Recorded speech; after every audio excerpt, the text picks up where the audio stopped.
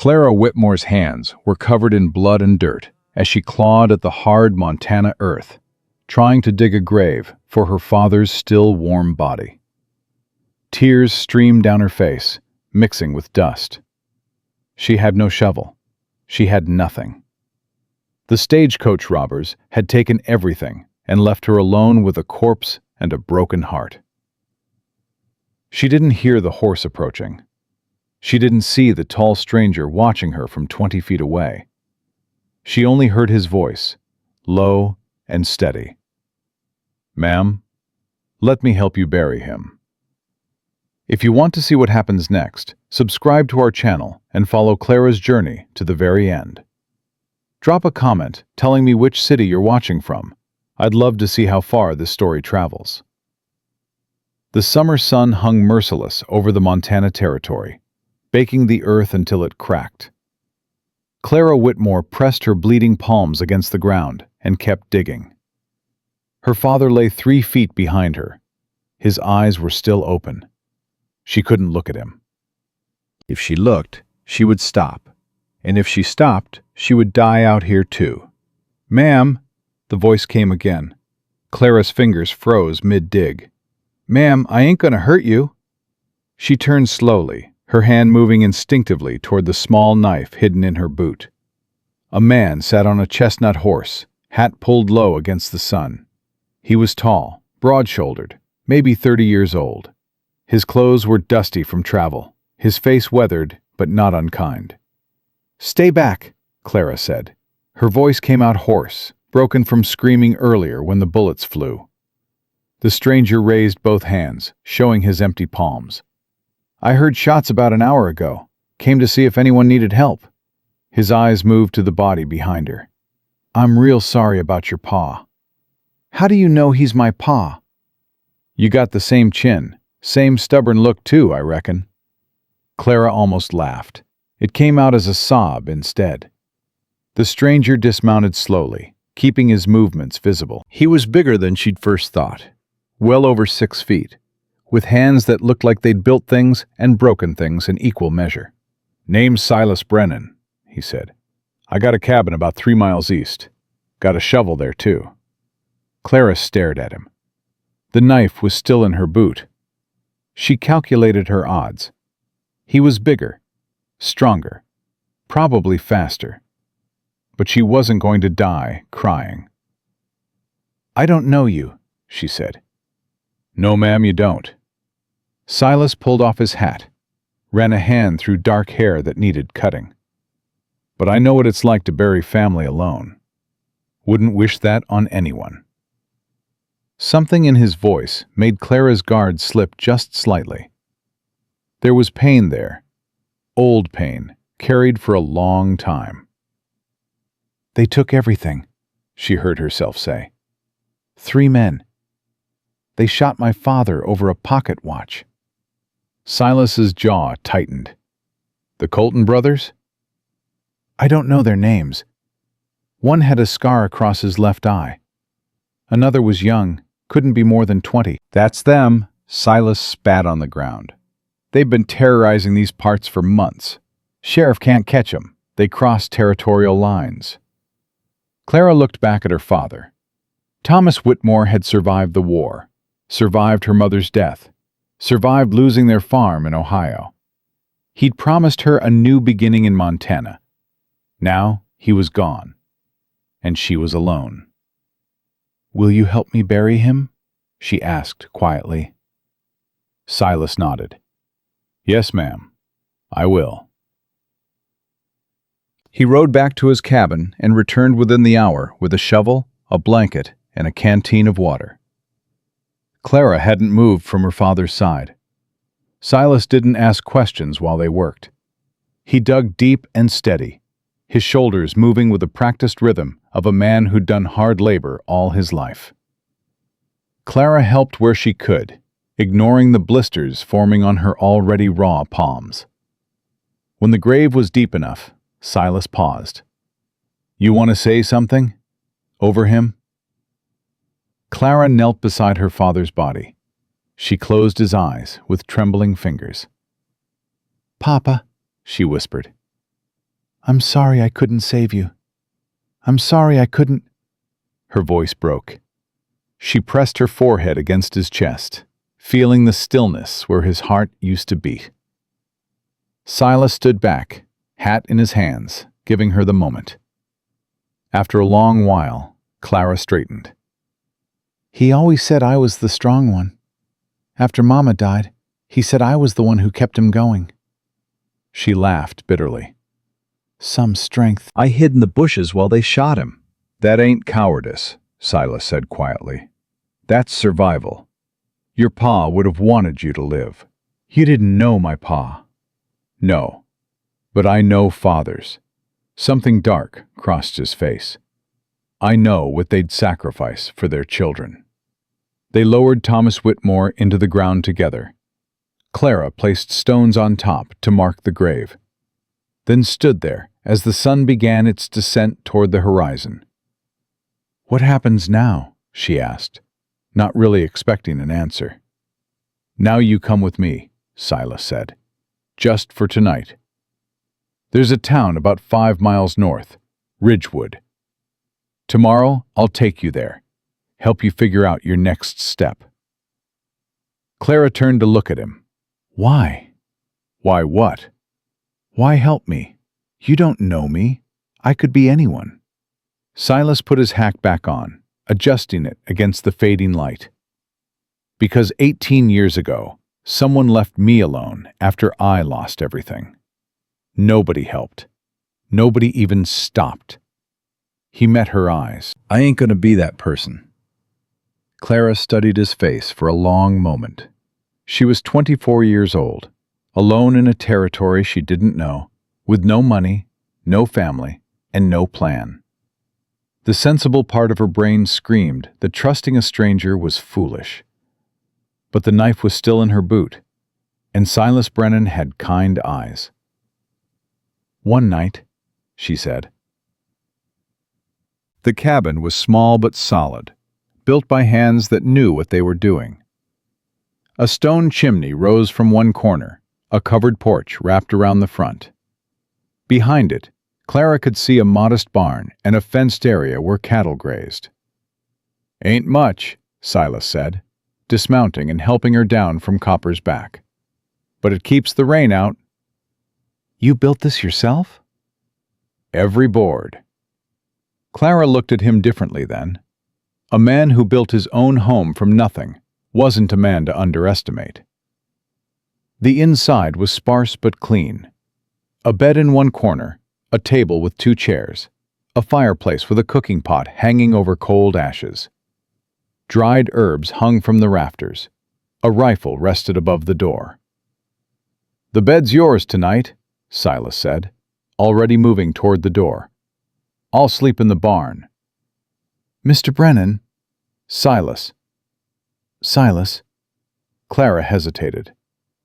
You don't have to do that. I can sleep on the floor.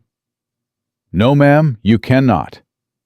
His voice was firm, but not harsh. You've been through hell today. The least I can do is give you a proper bed. Before Clara could argue, a voice came from outside. Silas Brennan, that better be you making noise out here. An older woman appeared in the doorway, silver hair pulled back in a practical bun, hands on her hips. She was small, but carried herself like someone who'd stared down worse than a dark cabin. Agnes, Silas said, something close to relief in his voice.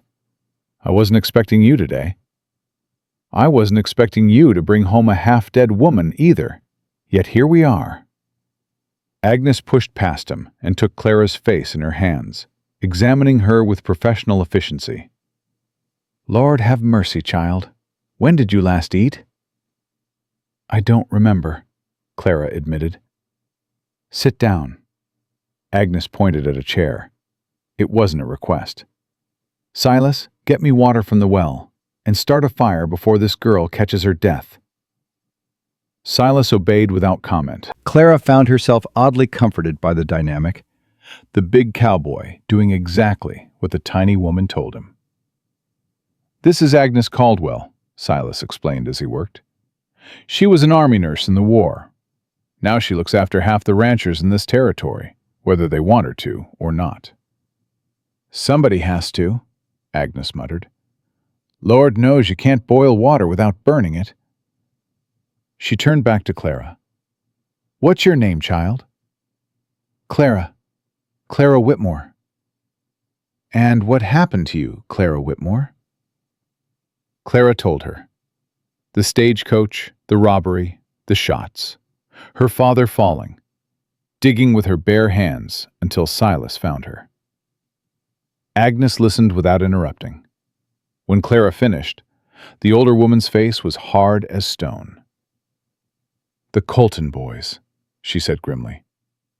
They killed my nephew's deputy last spring. Shot him in the back. I'm sorry. Not your fault. Agnes stood and began rummaging through Silas's supplies.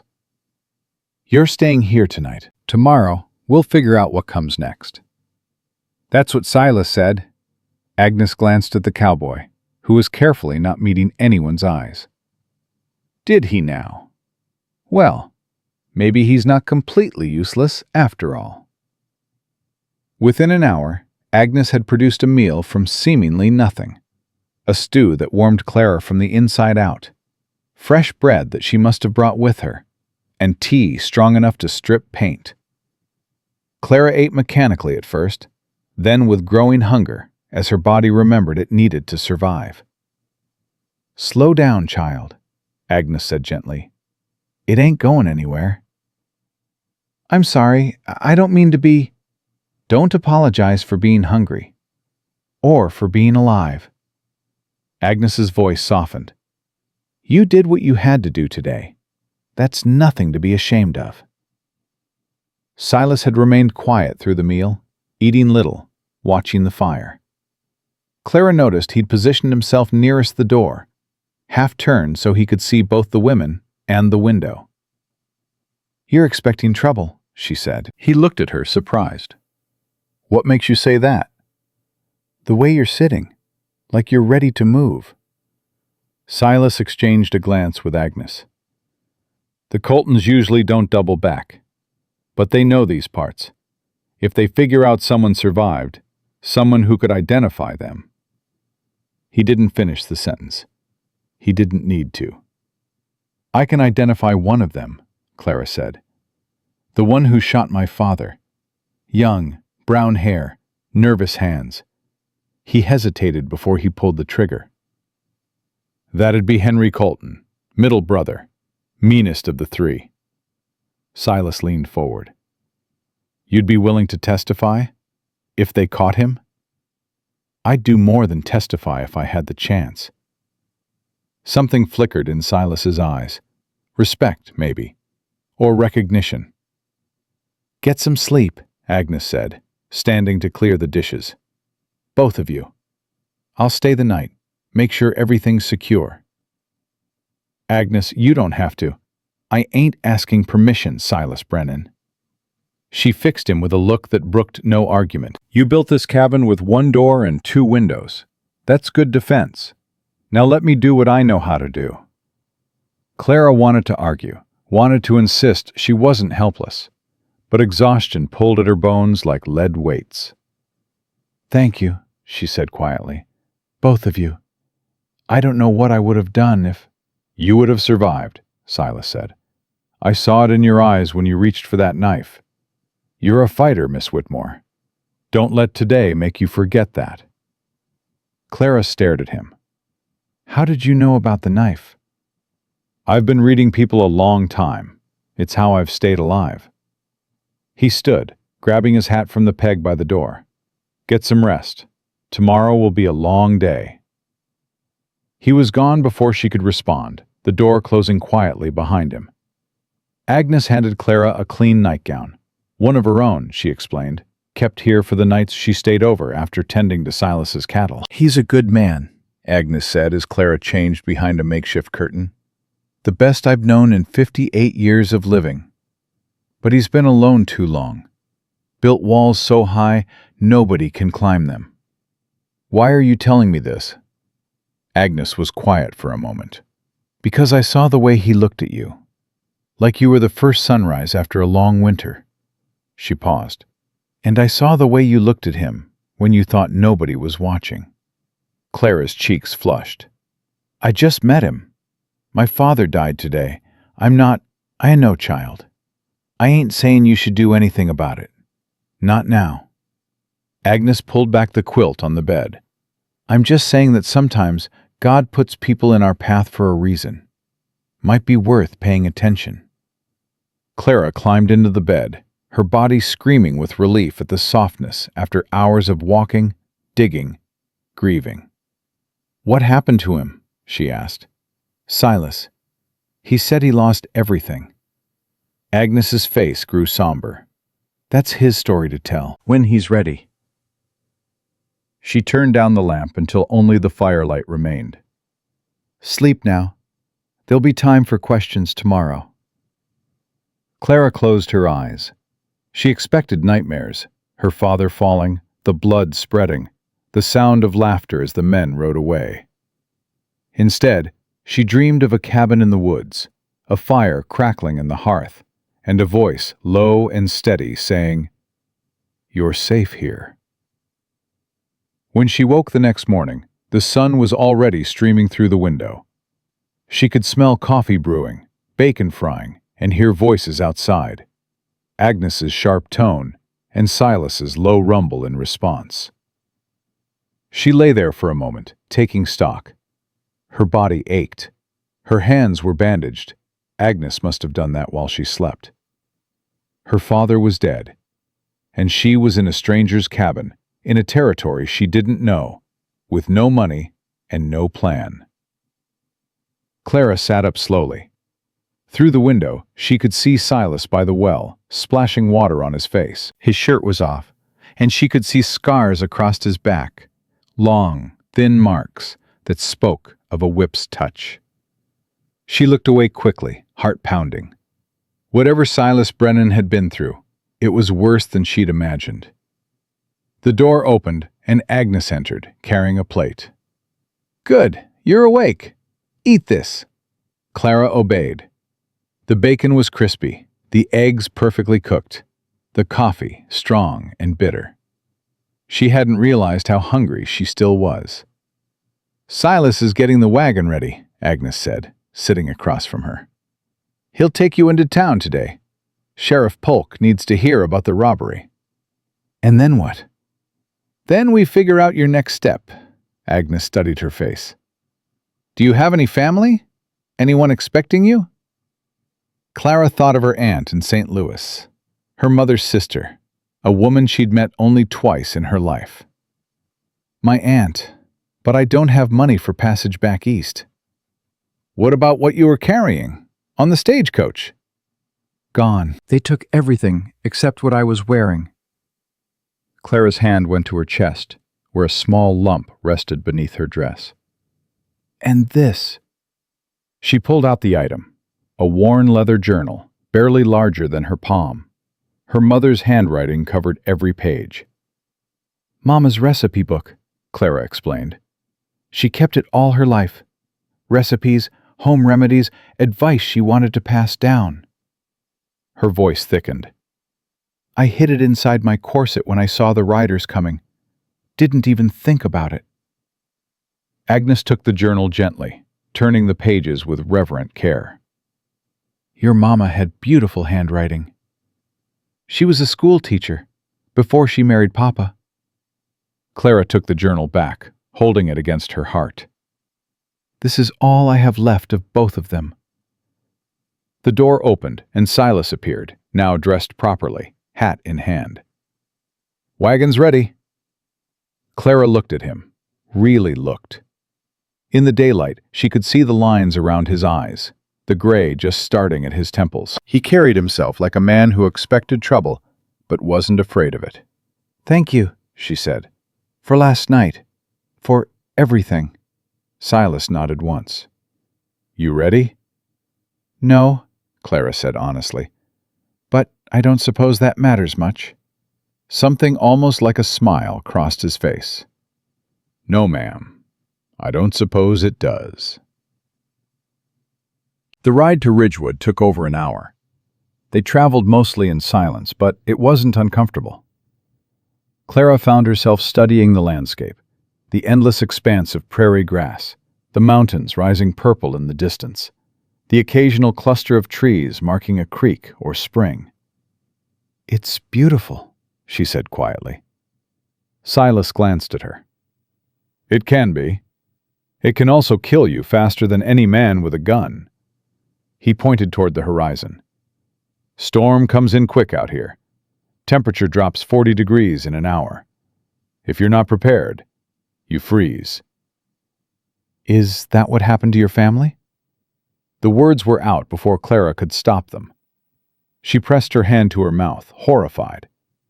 Silas's jaw tightened, but he didn't look angry, just tired.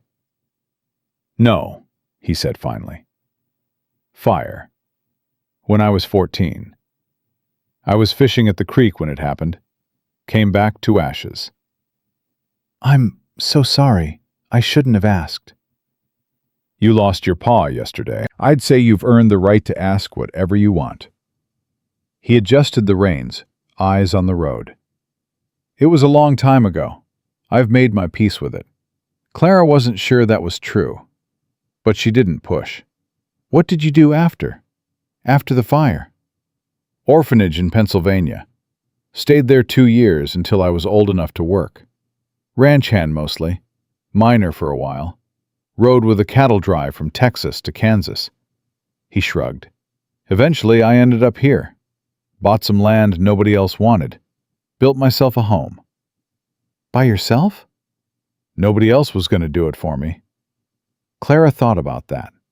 14 years old, watching his home burn. 2 years in an orphanage. 18 years of wandering, working, surviving alone.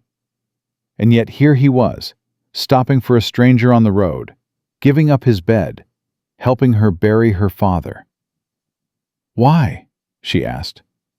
"Why what?" "Why help me? You didn't have to. You could have ridden by." Silas was quiet for a long moment. When he spoke, his voice was lower than usual. "Because when I was lying in the dirt next to my parents' ashes, I prayed someone would come. Anyone, just to tell me I wasn't alone in the world." He met her eyes briefly. "Nobody came. So I swore if I ever found someone in that same position, I wouldn't ride by." Clara didn't know what to say, so she said nothing. But she reached out and touched his arm briefly, a fleeting contact that said, "I understand better than words could." Silas didn't pull away. Ridgewood was larger than Clara had expected.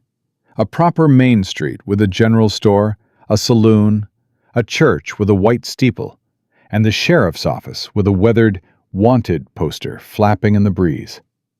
People stopped to stare as Silas drove the wagon down the street. Clara felt their eyes on her.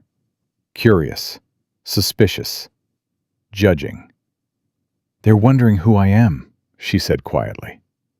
"They're wondering why Silas Brennan, who hasn't spoken more than 10 words to anyone in 4 years, is riding into town with a young woman," Silas corrected.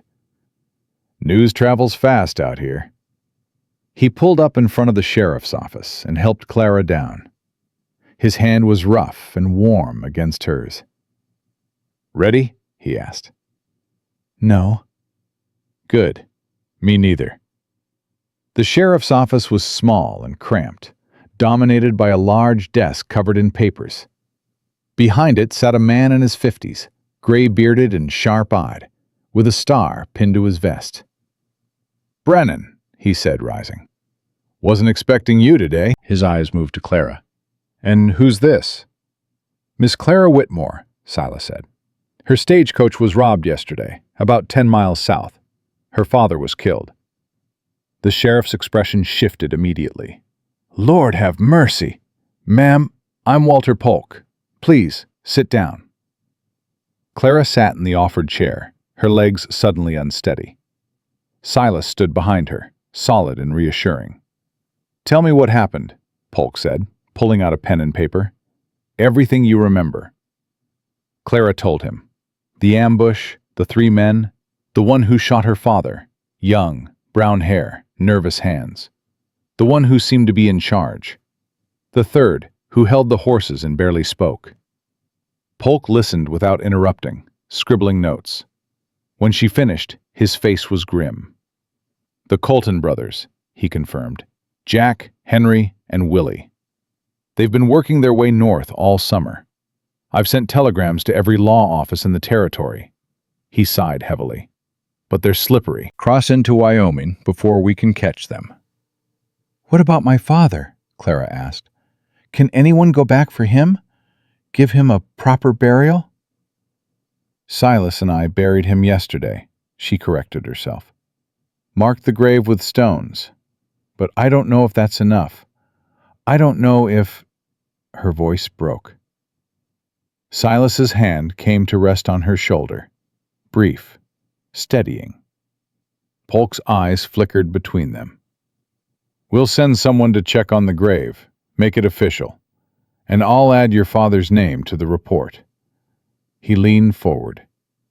Miss Whitmore, I have to ask, would you be willing to testify if we catch them? Yes. Clara's voice was stronger now.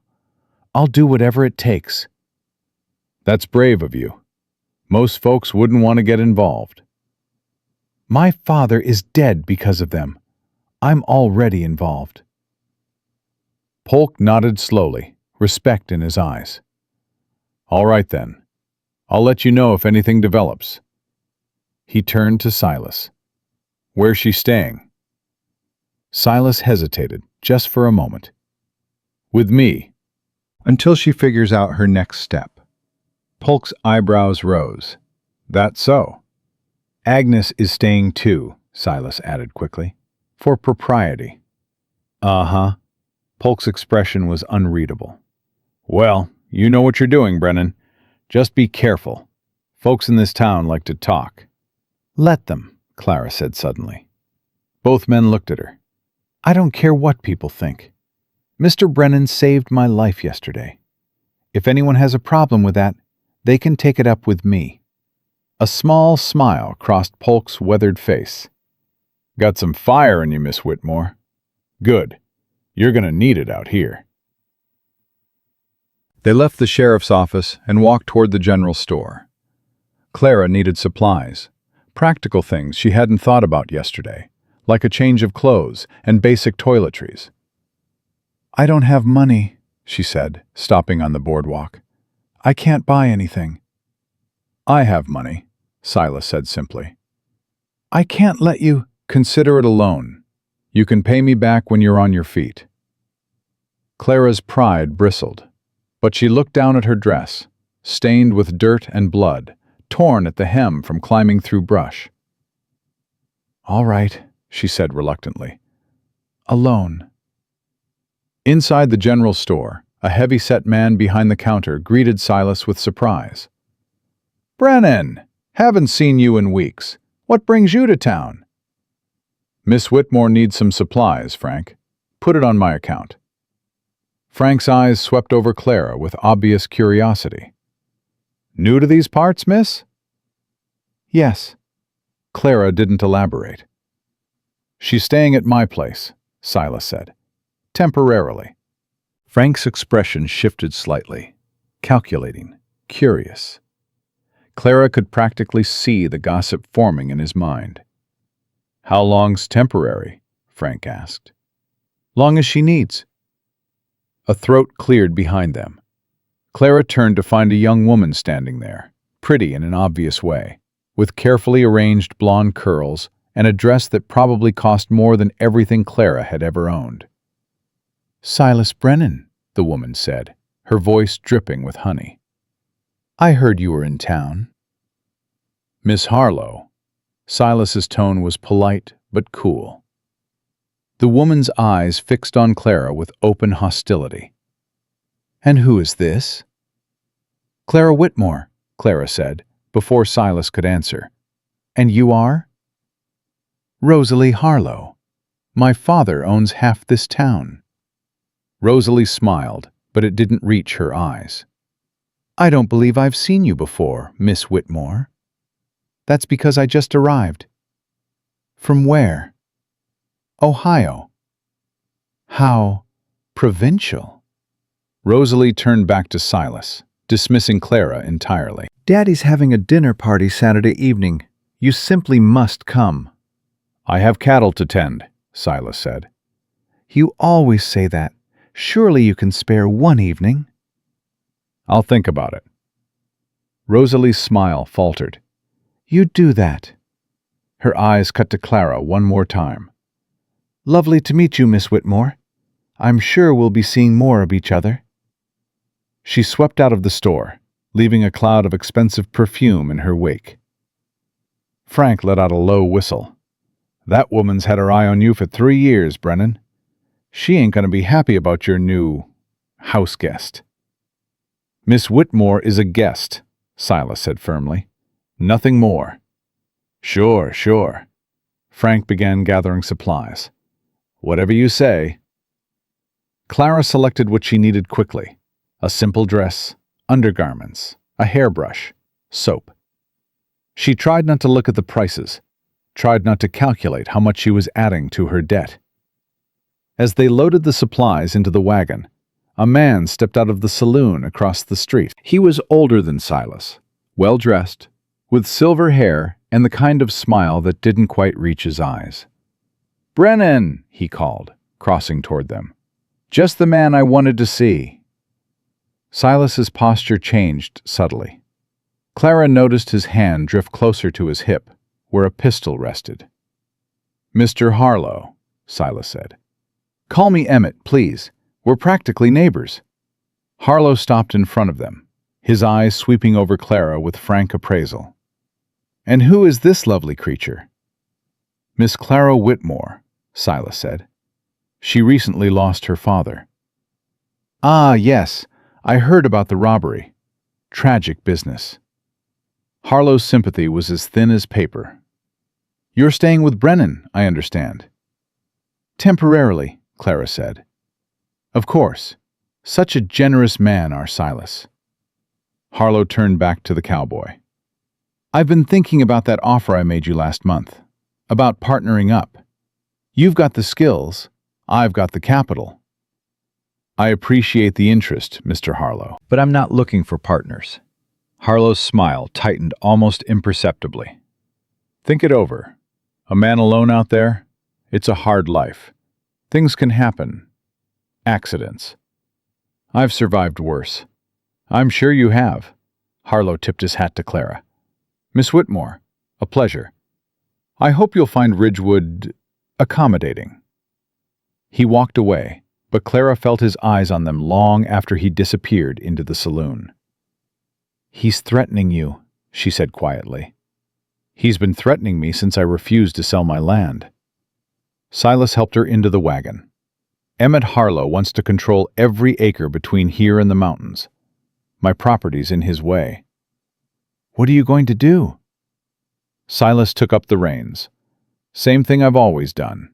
Keep my head down, work my land, and wait for him to lose interest." Clara looked back at the saloon, where a figure stood in the window, watching them drive away. "What if he doesn't?" Silas didn't answer, but his jaw was set, and his eyes were hard as flint. The ride back to the cabin was quiet. Clara's mind churned with everything she'd learned. About the Colton brothers, about Emmett Harlow, about this man she'd somehow tied her fate to. When they arrived, Agnes was waiting on the porch with a cup of coffee and a knowing look. "Town go well?" she asked. "Well enough," Silas said. "Sheriff Polk is looking for the men who killed my father," Clara added. "And I met Rosalie Harlow. And her father." Agnes's expression darkened. "Emmett Harlow is a snake in fine clothing. You stay away from him, child." "I don't plan on getting any closer than I have to." Silas unloaded the supplies while Clara changed into her new dress.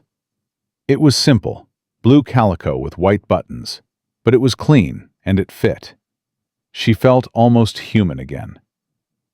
When she emerged, Silas was standing by the fireplace, staring at the flames. He looked up when she entered. Something shifted in his expression, something he quickly buried. "Blue suits you," he said gruffly, then turned away. Clara felt heat rise to her cheeks. "Thank you. For everything today. For the supplies, for coming with me to the sheriff." "You don't need to keep thanking me." "Yes, I do." Clara moved closer. "You could have left me on that road. You could have taken me to town and washed your hands of me. Instead, you've given me shelter, food, clothes, protection." "It ain't charity," Silas interrupted. "Then what is it?" He was silent for a long moment. When he finally spoke, his voice was rough. "I spent 18 years with nobody. Not a soul who cared if I lived or died. I told myself I preferred it that way. Told myself I didn't need anyone." He met her eyes. "Then I found you, digging in the dirt with your bare hands, trying to give your father a decent burial. And I realized I was lying.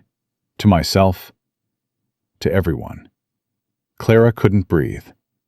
"I don't know what this is," Silas continued. "I don't know what comes next. But I know I couldn't ride past you any more than I could stop breathing." He stepped back, breaking the moment.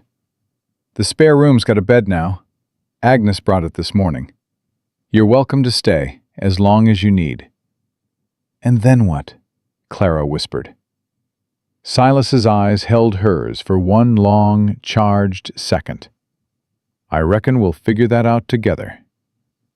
3 days passed. Clara learned the rhythm of the cabin, the way Silas rose before dawn and worked until dark, the way Agnes arrived twice weekly with food and sharp observations.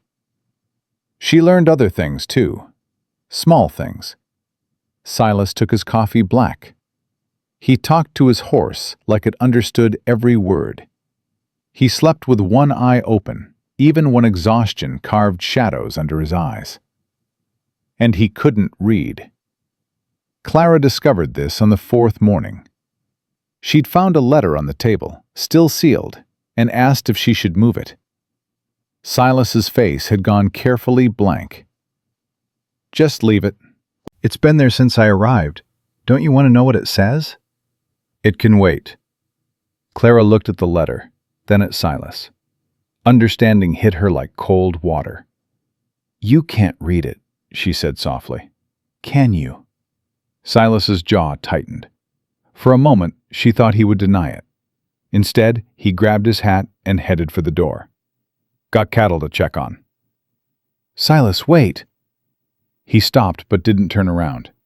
"My mother was a school teacher," Clara said. "She taught me to read before I could walk. I could teach you." "I'm 32 years old. Too late for schooling." "It's never too late." Clara moved toward him. "You helped me when I had nothing. Let me help you with this." Silas turned slowly. His expression was guarded, vulnerable in a way she hadn't seen before. "People find out I can't read. They'll think I'm stupid." "People who think that are the stupid ones." Something flickered across his face, almost a smile. "You always this stubborn?" "Always." He stood there for a long moment, wrestling with something internal. Pride, maybe. Fear. The weight of 18 years pretending he didn't need anyone. "Fine," he said finally, "but not a word to anyone, not even Agnes." "Deal." That afternoon, they sat at the table with her mother's journal between them. Clara opened it to a simple page, a recipe for apple pie. "Start here," she said. "Sound out the letters." Silas stared at the words like they were enemy combatants. A, P. Good, keep going. P, L, E. Apple. See? You know more than you think. They worked for an hour before Silas's frustration boiled over. He pushed back from the table, running his hands through his hair. "This is pointless. I've got work to do."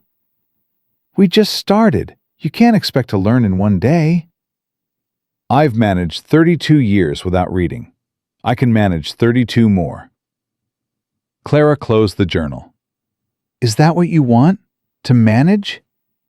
Silas stopped. My father managed after my mother died, Clara continued.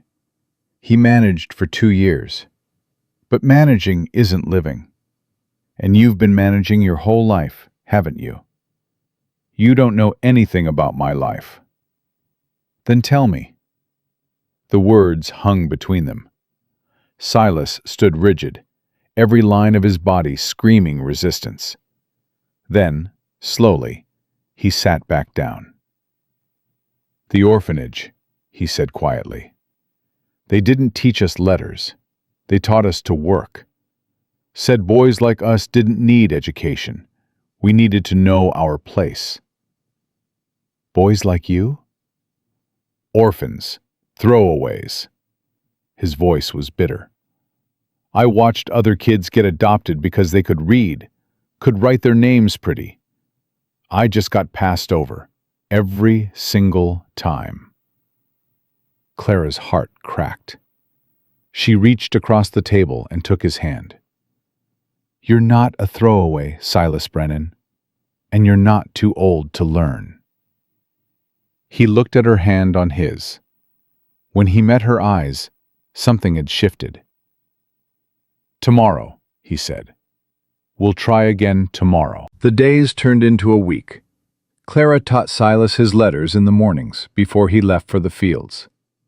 In the afternoons, she cleaned and organized, finding small ways to make the cabin feel more like a home. She also discovered that Silas wasn't just a cattle rancher. He was good with his hands in ways that surprised her. He'd carved the table they ate on, built the chairs they sat in. He could fix anything, make something from nothing. Where'd you learn all this? She asked one evening, watching him repair a broken harness. Survival, he said simply. Can't afford to pay someone else when you don't have money. But you have money now. The cattle are doing well. Silas shrugged. Old habits. Besides, working with my hands keeps my mind quiet. Clara understood that. After her mother died, she'd thrown herself into teaching, into keeping busy. Movement was easier than sitting with grief. What do you think about? She asked. When your mind isn't quiet? Silas's hands stilled on the harness. Things I can't change. People I couldn't save. Your parents? Them? Others? He resumed working, his movements slower now. I saw a lot of death in the war. Men younger than me, bleeding out in the mud. I was just a kid myself, 18. Thought I knew everything. You fought? End of it. Last few months before Lee surrendered. Saw enough to last a lifetime. He tied off the harness and set it aside. After that, death follows you, no matter how far you run. Clara thought of her father, lying in the dirt with his eyes open. Yes, it does.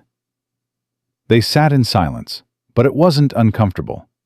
It was the silence of two people who understood each other's pain. Agnes arrived the next morning with news that made Clara's blood run cold.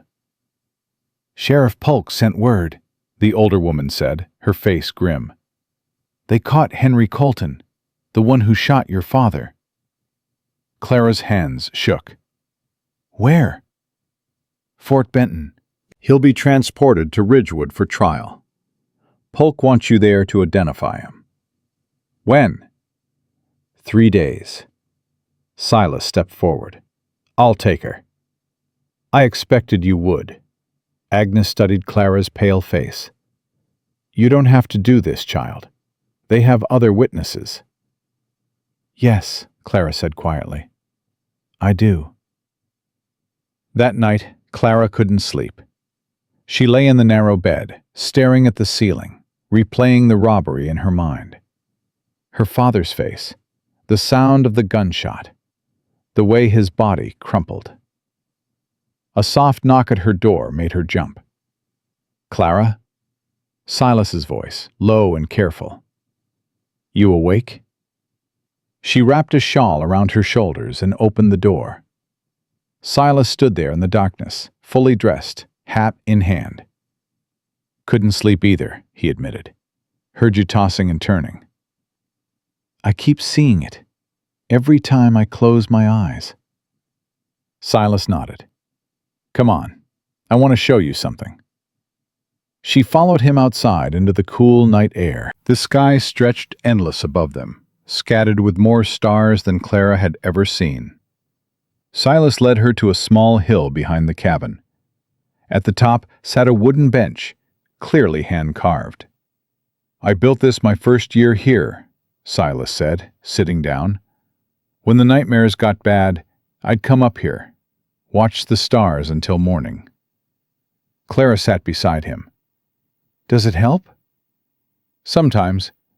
Reminds me how small my problems are compared to all that." He gestured at the sky. "Whatever's hurting us, the universe keeps spinning anyway."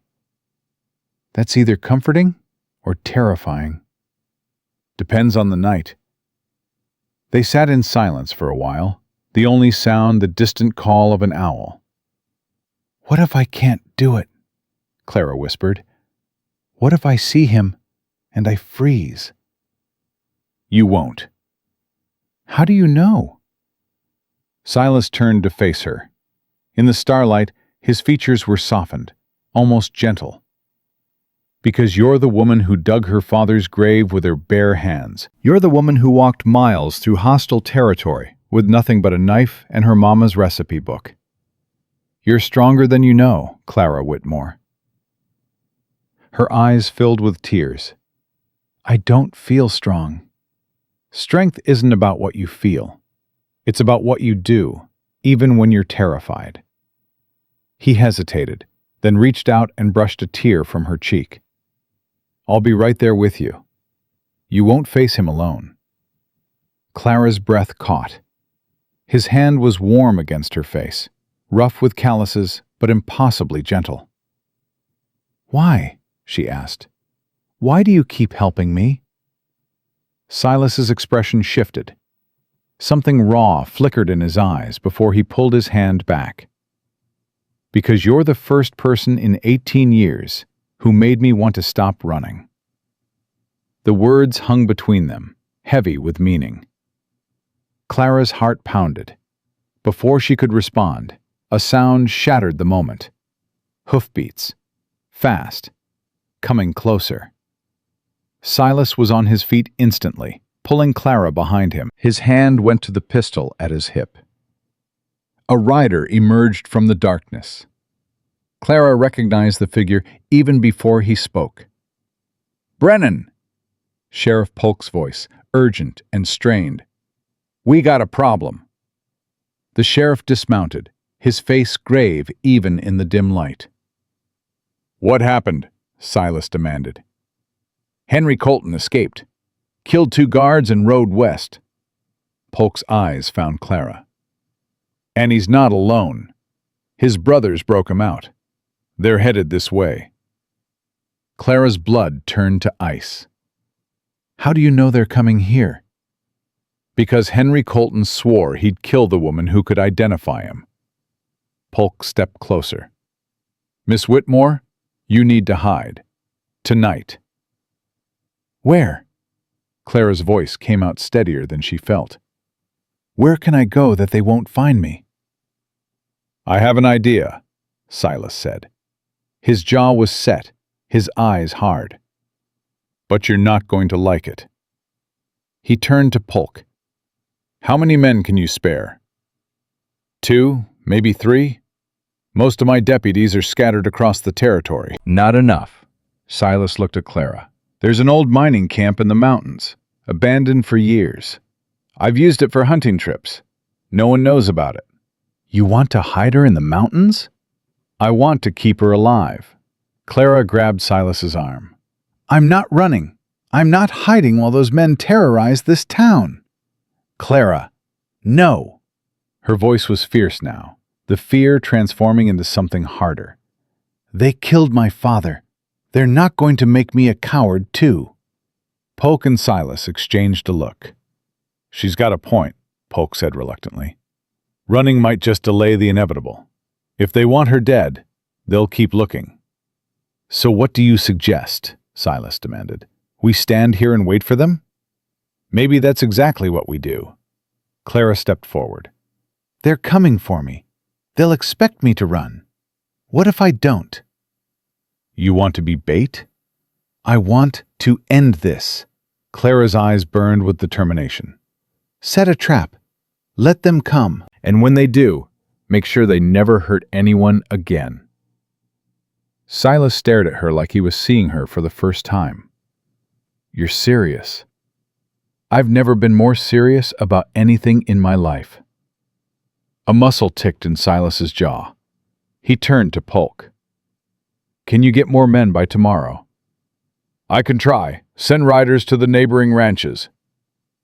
"Do it, and tell them the Colton brothers are coming to Ridgewood." Silas's voice was cold as steel. "It's time someone stopped running from these bastards." Polk mounted his horse. "I'll be back before dawn with whatever help I can find." He rode off into the darkness. Clara and Silas stood alone on the hilltop, the weight of what they'd just agreed to pressing down on them. "You could die," Silas said quietly. "You understand that." "I could have died on that stagecoach. I could have died walking through the wilderness alone." Clara faced him squarely. "But I didn't, and I'm not going to let fear control me anymore." "This isn't about fear. This is about being smart." "Then help me be smart." Clara reached for his hand. "Help me survive this, Silas. You know these lands. You know how to fight. Teach me." Silas looked down at their joined hands. When he looked up, his expression had changed. The resistance was gone. In its place was something like respect, and something deeper. "All right," he said. "But we do this my way. You listen to everything I say. And when this is over, when those men are dead or in chains, you and I are going to have a conversation about what happens next." "What kind of conversation?" Silas's eyes held hers. "The kind I've been avoiding since the moment I found you." Clara's breath caught. "Silas." "Not now." He released her hand, but held her gaze. "We survive first. Then we figure out the rest." They returned to the cabin in tense silence. Silas moved with military efficiency, gathering weapons, checking ammunition, securing windows and doors. Clara watched and learned. "You've done this before," she said. "I've been hunted before." He handed her a small pistol. "You know how to shoot?" "My father taught me. I'm not great, but I can hit something if it's close enough." "Close enough might be all we need." He showed her how to load the weapon, how to clean it, how to keep it hidden on her person. "If anyone gets past me, don't hesitate. Aim for the chest, squeeze the trigger, and don't stop until they're down." The cold practicality of his words sent a chill through her, but she nodded. "What about Agnes?" she asked. "She shouldn't be here when they come." "Already thought of that. She'll stay in town until this is over." "And Emmett Harlow?" Clara remembered the way he'd looked at her in town, the calculating gleam in his eyes. "He wanted your land. What better opportunity than while you're distracted?" Silas's expression darkened. "I wouldn't put it past him. But one enemy at a time." They worked through the night, fortifying the cabin, planning escape routes, discussing scenarios. By the time the first light of dawn crept over the horizon, Clara was exhausted, but strangely calm. She'd made her choice. Whatever came next, she would face it. Agnes arrived shortly after sunrise, her face lined with worry. "I heard what happened. Sheriff Polk came to my door at midnight." She hugged Clara tightly. "You foolish, brave girl. What are you thinking?" "I'm thinking that I'm tired of being afraid." Agnes pulled back, studying Clara's face. Then she nodded slowly. Your mama would be proud. She pressed something into Clara's hand, a small glass bottle. Laudanum, if the pain gets too bad. And this, a folded piece of fabric. Your mother's handkerchief, for luck. Clara's eyes stung. How did you... Silas told me about your mama's journal. I figured you might want something of hers to carry with you. Agnes touched Clara's face gently. Come back alive, child. Both of you. We will. Agnes turned to Silas, who stood by the door watching. You keep her safe, Silas Brennan, or so help me, I'll haunt you until the end of time. Yes, ma'am. Agnes left for town, and silence settled over the cabin. Clara stood by the window, watching the road, the pistol a cold weight against her hip. Silas came to stand beside her. You should eat something. Might be the last chance for a while. I can't. My stomach's in knots. Fear? Anticipation. She turned to look at him. Is that strange? Part of me almost wants them to come, to end this waiting. Not strange. It's how soldiers feel before battle. He handed her a cup of coffee. Drink this at least. She took it, wrapping her hands around the warmth. How many times have you waited like this, for someone to come trying to kill you? More than I can count. Silas leaned against the wall, arms crossed. Gets easier to handle. Never gets easier to live with. What do you mean? I mean killing a man, even when he deserves it. It stays with you, changes you. His eyes were distant. First man I killed, I was 18. Union soldier caught a Confederate spy trying to sneak into our camp. I was on guard duty. Had to shoot or be shot. What happened? I shot. He died. I threw up for an hour afterward. Silas's voice was flat. After that, it got easier. Too easy. That's when I knew I had to get out, before I stopped feeling anything at all. Clara set down the coffee cup and moved closer to him. You still feel things, Silas. I've seen it. I didn't, for a long time. He met her eyes. Then you showed up. The moments stretched between them. Clara's heart hammered against her ribs. Silas, she whispered. A gunshot exploded in the distance, then another. Silas grabbed Clara and pulled her away from the window. They're here. More shots, shouting, the sound of horses. Clara's hand found her pistol. How many? Silas peered through a crack in the shutters. 3 that I can see, but there could be more. The brothers? Looks like, plus some others. His jaw tightened. Polk's men must have engaged them on the road. The shooting intensified. Then, abruptly, it stopped. Silence. Terrible, suffocating silence. A voice rang out across the clearing. Brennan, we know you've got the woman. Send her out, and maybe we'll let you live. Clara recognized that voice. Young, nervous. The voice of the man who'd shot her father. Henry Colton. Silas's hand gripped her arm. Stay down. Don't make a sound. I'm not hiding while people die from me. Those people knew the risks. They chose to help. Silas checked his rifle. Your job is to stay alive long enough to testify. His job is to kill you before you can. Don't make it easy for him. Another shout from outside. You got 1 minute, Brennan. Then we start burning. Clara's blood ran cold. Fire. The thing that had taken Silas's parents. The Coltons knew. They knew exactly how to break him. She looked at Silas's face and saw the terror there, buried deep but unmistakable. Don't let them use that against you, she said fiercely. They want you afraid. Don't give them what they want. Silas's eyes met hers. Something passed between them. Strength, resolve, a promise without words. Stay here, he said. I'm going out. Silas, no! I'm not surrendering. I'm buying time. He moved toward the door. Polk's reinforcements should be coming. I just need to keep them talking until help arrives. And if it doesn't? Silas paused with his hand on the latch. Then I take as many of them with me as I can. He opened the door and stepped outside before Clara could stop him. She pressed herself against the wall by the window, watching through the crack in the shutters. Silas stood on the porch, rifle held loosely at his side, facing down 3 men on horseback. Henry Colton sat in the middle, his face twisted with hatred. On either side of him, his brothers, Jack and Willie, held weapons trained on Silas. "Where's the woman?" Henry demanded.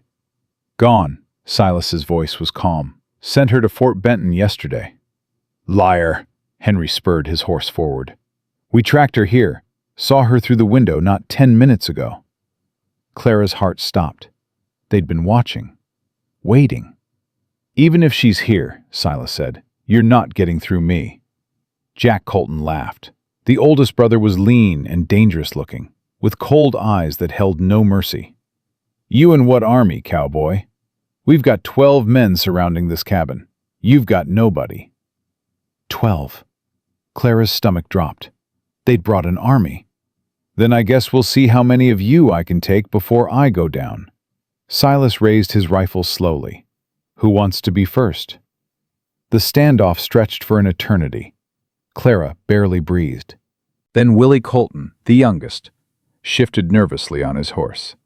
"Jack, maybe we should—" "Shut up, Willie." "But what if he's telling the truth? What if she's not here?" "She's here." Henry's voice dripped venom. "I can smell her fear from here." He dismounted, drawing his pistol. "Last chance, Brennan. Step aside or die where you stand." Silas didn't move. "You'll have to kill me first." Henry smiled. "I was hoping you'd say that." The shot came from nowhere. Not from Henry, not from Silas. From somewhere in the trees. Henry Colton crumpled, clutching his shoulder. All hell broke loose. More shots rang out as riders burst from the tree line. Sheriff Polk, 3 deputies, armed ranchers from neighboring properties. They'd arrived just in time. Silas dove off the porch as the Colton gang scattered. Bullets flew in every direction. Men shouted. Horses screamed. Clara grabbed her pistol and kicked open the cabin door. She couldn't hide anymore. Wouldn't hide anymore. Henry Colton was crawling toward a horse, blood streaming from his wounded shoulder. He looked up and saw her standing there. Their eyes met. Clara raised her pistol. "This is for my father," she said. Henry lunged for his fallen weapon. Clara pulled the trigger. The bullet caught him in the leg. He went down screaming. Clara walked toward him, pistol still raised, her hands steady as stone. Everything around her faded away. The gunfire, the shouting, the chaos. There was only her and the man who'd murdered her father. "Please," Henry gasped. "Please don't kill me." "You didn't give my father that choice." I'm sorry, okay? It was Jack's idea. He said we needed to leave no witnesses." "And you just followed orders?" Tears streamed down Henry's face. "I didn't want to. I swear I didn't want to." Clara's finger tightened on the trigger. One more shot. That's all it would take.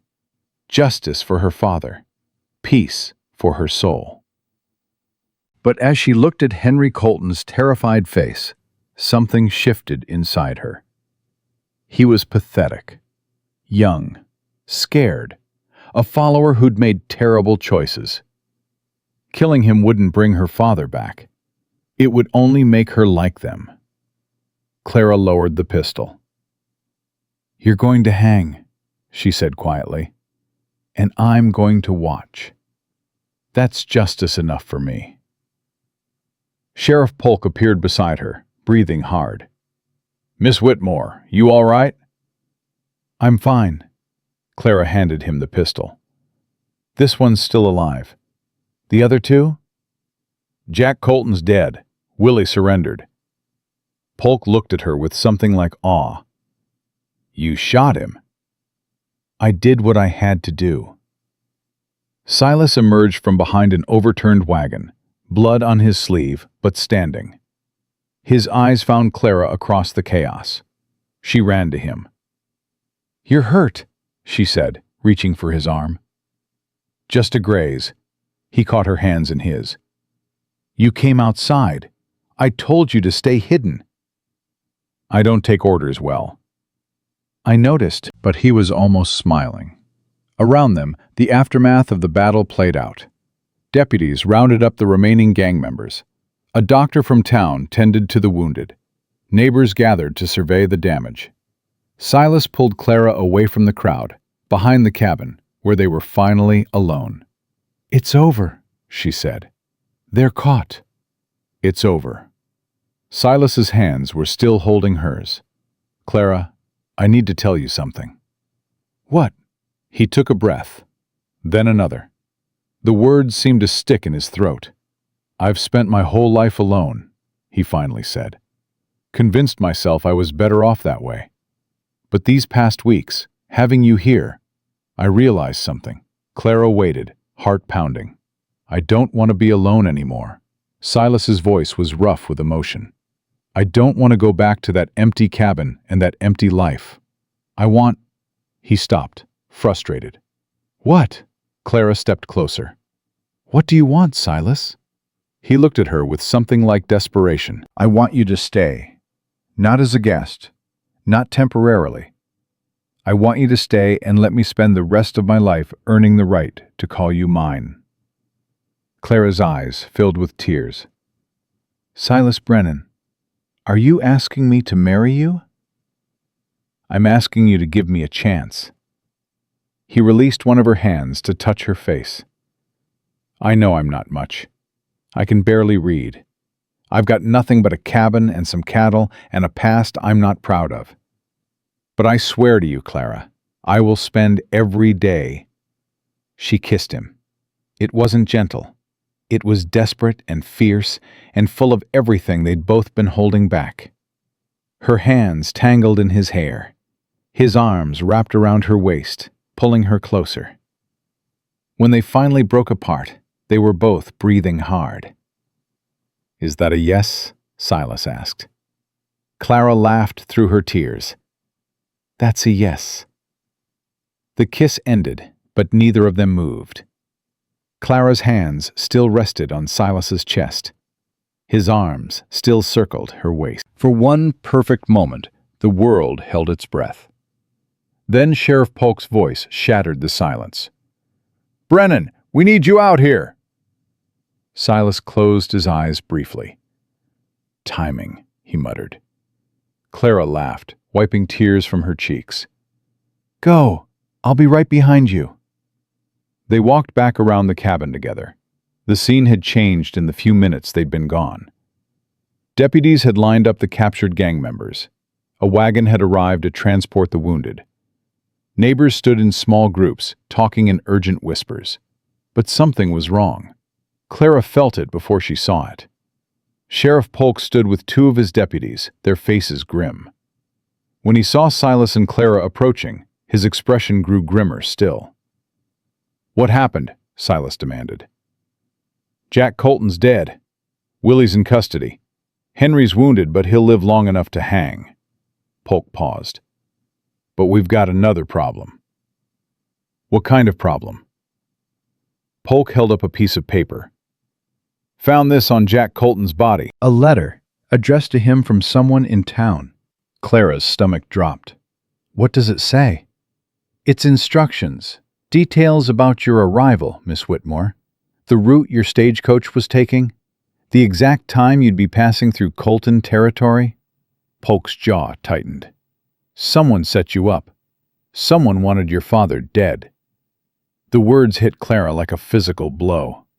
That's impossible. We didn't know anyone in Montana. Maybe not, but someone knew about you. Polk handed the letter to Silas. "Read the signature." Silas stared at the paper. His face went pale. What is it? Clara grabbed his arm. Silas, what does it say? "I can't—" He stopped, frustration and shame flashing across his face. "I can't read it." Clara took the letter from his hands. The handwriting was elegant, educated, not the scrawl of an outlaw. She read the signature aloud. E. Harlow. Silence fell over the group.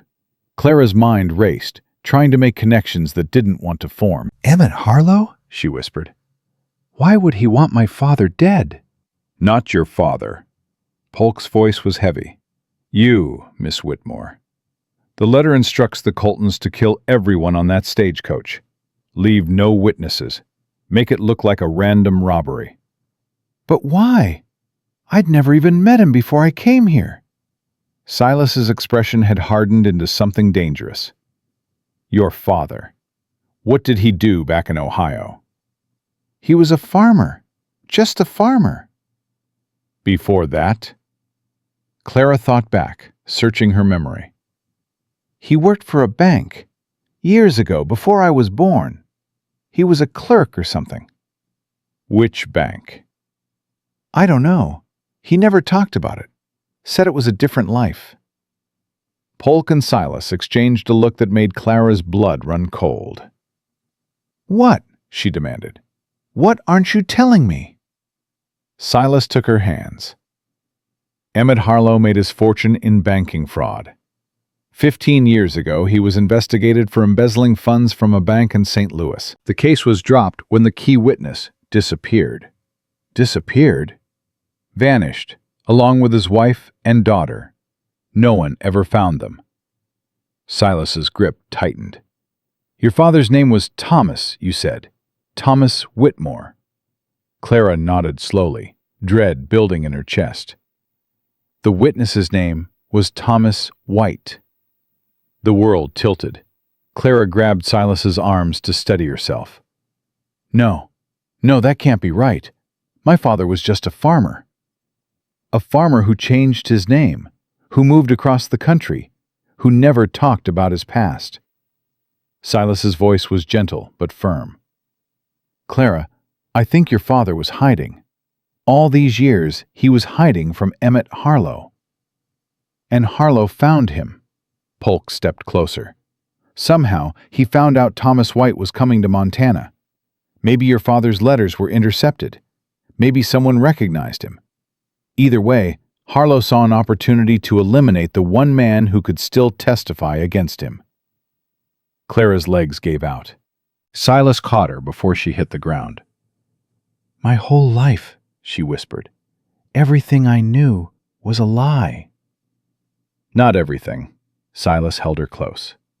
Your father loved you. That was real.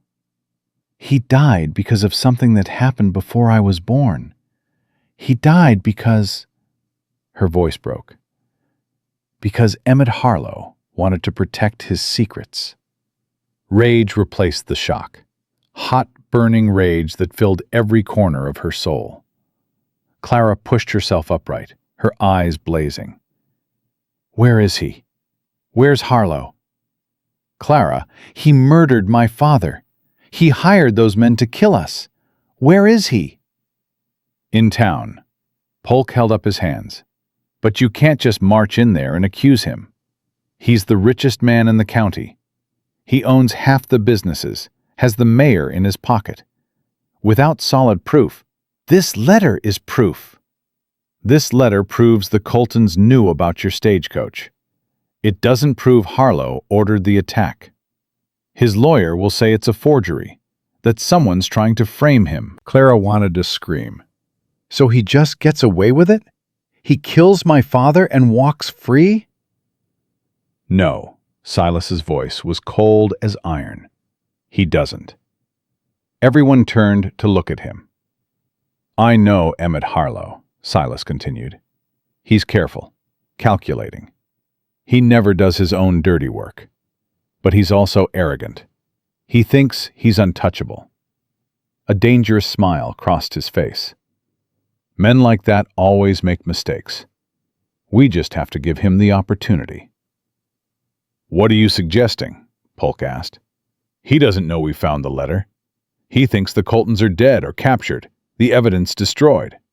Right now, he feels safe. And safe men get careless. Silas looked at Clara. You said he wanted my land, made me offers I kept refusing. What if I suddenly changed my mind? Clara understood immediately. You want to get close to him, make him trust you.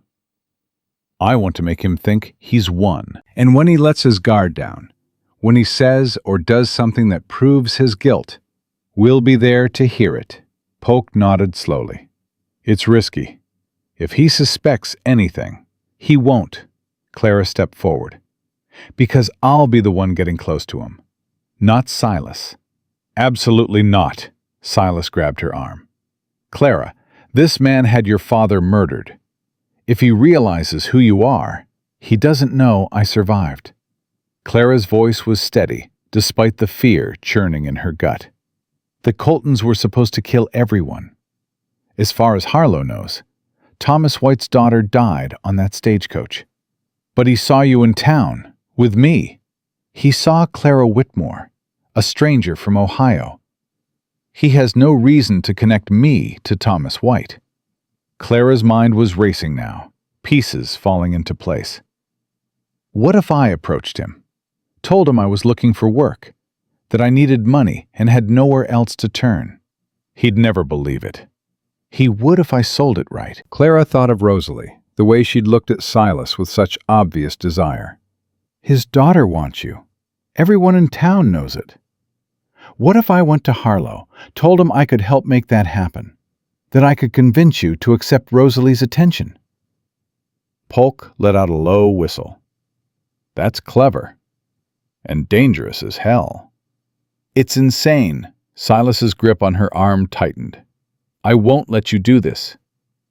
You can't stop me. Clara met his eyes squarely. This is my father, Silas. My family. I have to do this. And what happens when Harlow figures out who you really are? When he decides you're too much of a risk? Then I'll deal with it. You'll die. Maybe. Clara didn't flinch. But I'd rather die fighting than spend the rest of my life knowing my father's killer is walking free. The standoff between them crackled with tension. Silas's jaw worked, emotions warring across his face. Finally, Agnes's voice cut through the silence. She's right, Silas. They all turned. Agnes stood nearby, her arms crossed, her expression hard. I've known Emmett Harlow for 20 years, she continued. Watched him destroy everyone who got in his way. Good people, honest people. He ruined them all and never lost a night's sleep. She moved closer to Clara. This girl's got more courage than half the men in this territory. And she's got something else, too. What's that? Motivation. Agnes's eyes met Silas's. You can't protect her from everything. Sometimes you have to let people fight their own battles. Silas looked like he wanted to argue. His whole body was rigid with resistance. But Clara reached up and touched his face, turning him toward her. I found you crying over a grave I dug with my own hands, she said softly. You didn't treat me like I was fragile. You didn't try to save me from my pain. You helped me carry it. That's different. No, it's not. This is who I am, Silas. I'm not the kind of woman who hides while others fight her battles. If you want to be with me, you have to accept that. The words hung between them. Silas searched her face, looking for something. Weakness, maybe. Fear. He found only determination. Fine, he said at last. But we do this together, every step of the way. Together, Clara agreed. They planned through the night. Polk would keep the letter hidden, use it only when they had more evidence to support it. Silas would pretend to reconsider Harlow's business proposal. And Clara would approach Rosalie, plant the seeds of a scheme that would bring her closer to the family. It was dangerous. It was reckless. But it was the only way. The next morning, Clara put on her best dress and walked into town. Her heart pounded with every step, but she kept her spine straight and her face calm. She found Rosalie Harlow outside the general store, examining fabrics with a bored expression. "Miss Harlow." Rosalie turned, her eyes narrowing with recognition. "Miss Whitmore." I heard about the excitement at Mr. Brennan's ranch yesterday. Word travels fast. It always does in small towns. Rosalie's smile was cold. I also heard you and Mr. Brennan have become quite close. That's actually what I wanted to talk to you about. Rosalie's eyebrow arched. Oh? Clara stepped closer, lowering her voice. May I speak frankly, Miss Harlow? By all means. I know you have feelings for Silas Brennan, and I know he's been resistant to your advances. Rosalie's expression flickered. What of it? I might be able to help. Help how? Clara took a breath, hating every word she was about to say. Silas saved my life. I'm grateful to him. But gratitude isn't love, and frankly, Miss Harlow, a man like Silas Brennan needs a woman with resources, connections, things I can't offer. And what do you get out of helping me? A fresh start, money to go back east, a chance to leave this territory and everything that's happened here behind. Rosalie studied her for a long moment. Clara could practically see the calculations running behind those cold eyes. You want me to pay you, Rosalie said slowly, to convince Silas to court me. I want compensation for my efforts, whatever arrangement you think is fair. The silence stretched. Clara's palms were sweating, but she didn't break eye contact. Finally, Rosalie smiled. It was the smile of a cat that had just spotted a mouse. Come to dinner tonight, at our house. My father will want to meet you. I'd be honored. 6 o'clock sharp. Don't be late. Rosalie gathered her purchases and turned to leave. Then she paused. And Miss Whitmore, if you're playing some kind of game, I assure you, Miss Harlow, I've never been more serious about anything in my life. Clara watched her walk away, her heart hammering against her ribs. Step 1 was complete. Now came the hard part. She found Silas waiting for her at the edge of town, his face tight with worry. Well, I'm having dinner with the Harlows tonight. Silas closed his eyes. Clara. It worked. She believed me. Clara gripped his hands. I can do this, Silas. I know I can. I know you can too. That's what scares me. They walked back to the cabin together, going over the plan again and again. Agnes arrived in the afternoon with news from town. People are talking about the shootout, she reported. The Colton gang's capture is all anyone can discuss. Harlow's been seen making sympathetic noises about the victims, putting on a good show. Of course he is. Clara's voice was bitter. He has to look like an upstanding citizen. Which means he's feeling confident. Agnes nodded approvingly. Good.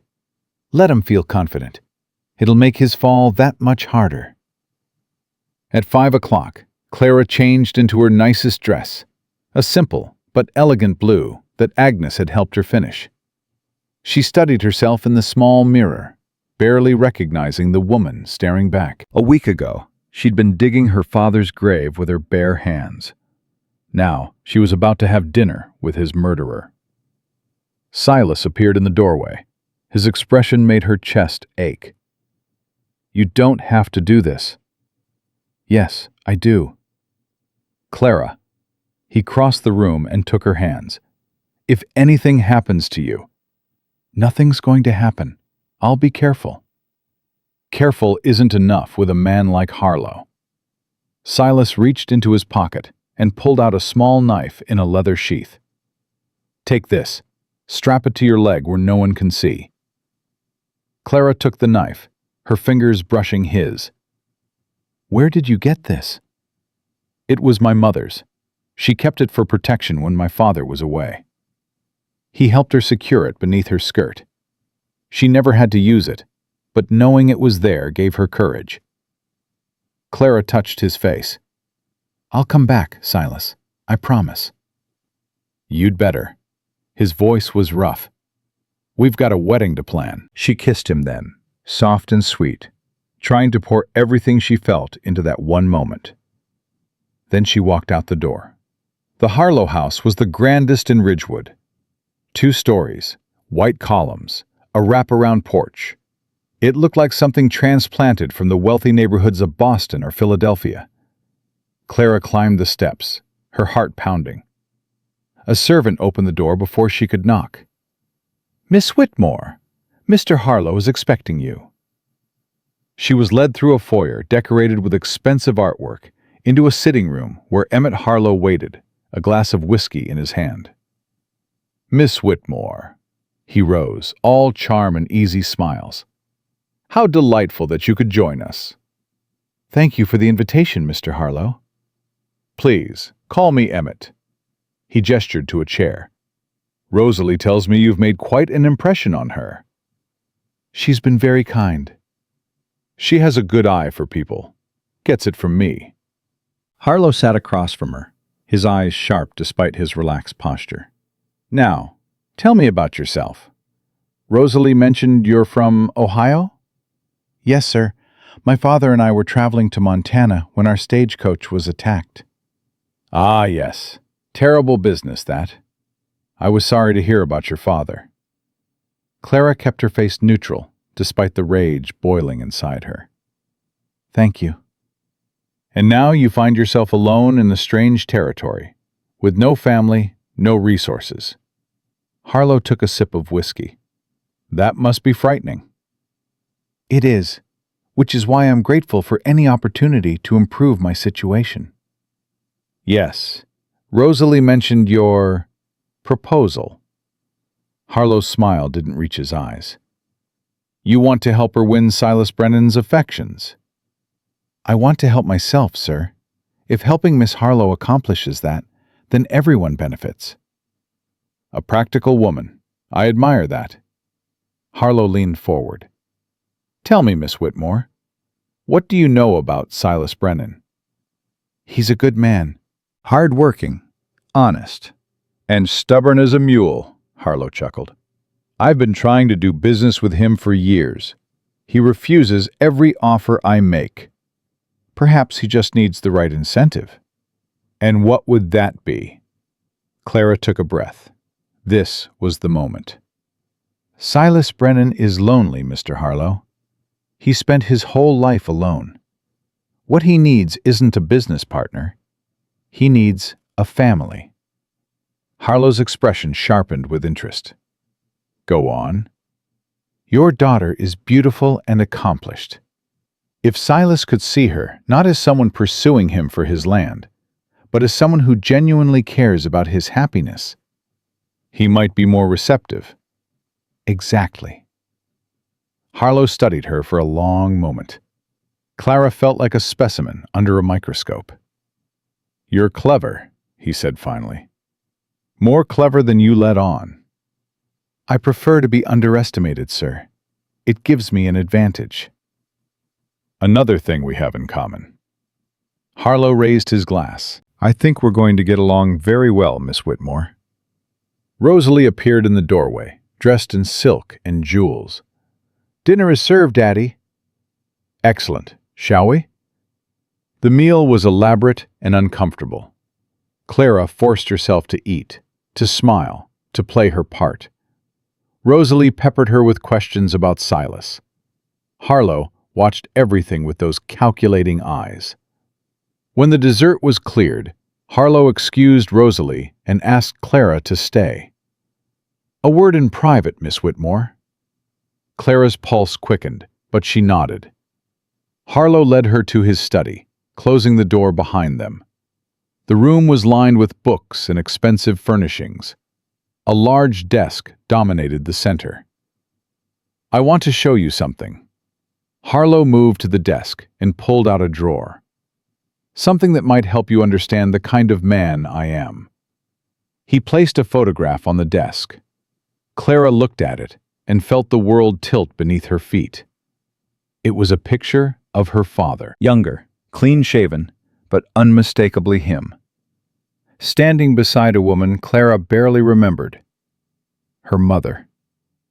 "Thomas White," Harlow said softly, "and his wife, Margaret, along with their infant daughter, Clara." Clara couldn't breathe, couldn't move. "You look just like her, you know, your mother." Harlow circled around the desk, his movements predatory. "Same eyes, same chin. I recognized you the moment I saw you in town." "I don't know what you're talking about." "Please, Miss Whitmore. Or should I say, Miss White?"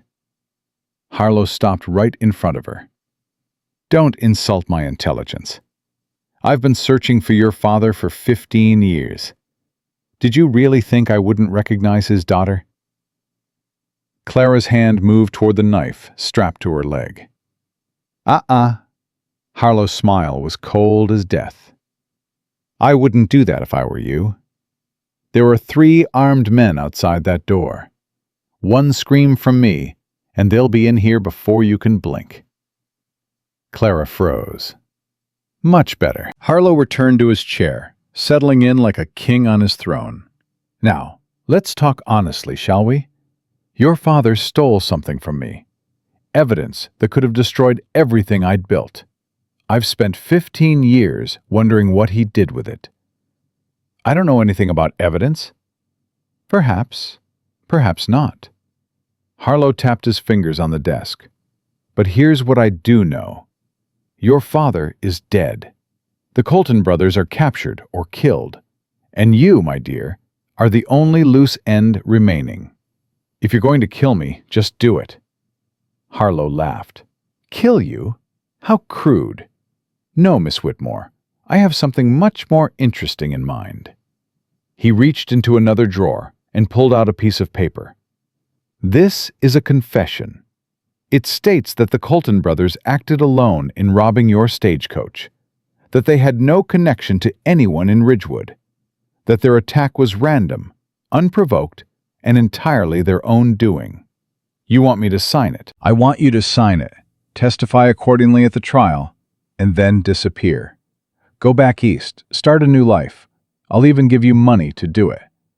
Harlow's smile widened. $5,000, Miss Whitmore. More than enough to live comfortably for years. Clara stared at him. "And if I refuse?" "Then accidents happen. Fires break out. People disappear." Harlow's voice hardened. "Ask yourself, Miss Whitmore, is justice for your father worth your own life? Worth Silas Brennan's life?" The threat hit Clara like a fist to the stomach. Silas. He was threatening Silas. "You'd kill an innocent man just to protect yourself?" "I'd do whatever necessary to protect what's mine."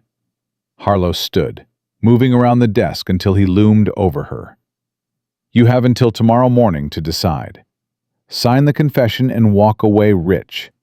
Refuse, and watch everything you love burn." Clara's mind raced. She was trapped, outmatched. Everything she'd planned, everything she'd hoped to accomplish. Then she remembered something. Her mother's journal. The one she'd kept hidden in her corset throughout the robbery. The one with recipes and advice and tucked between the pages, a small key. A key Clara had never understood. A key her father had told her to guard with her life. "What if I could give you something better?" The words came out before Clara could stop them. Harlow paused. "Better than your silence?" "My father hid something before he died. He told me about it in his final moments." Clara's voice was steady despite her pounding heart. Evidence.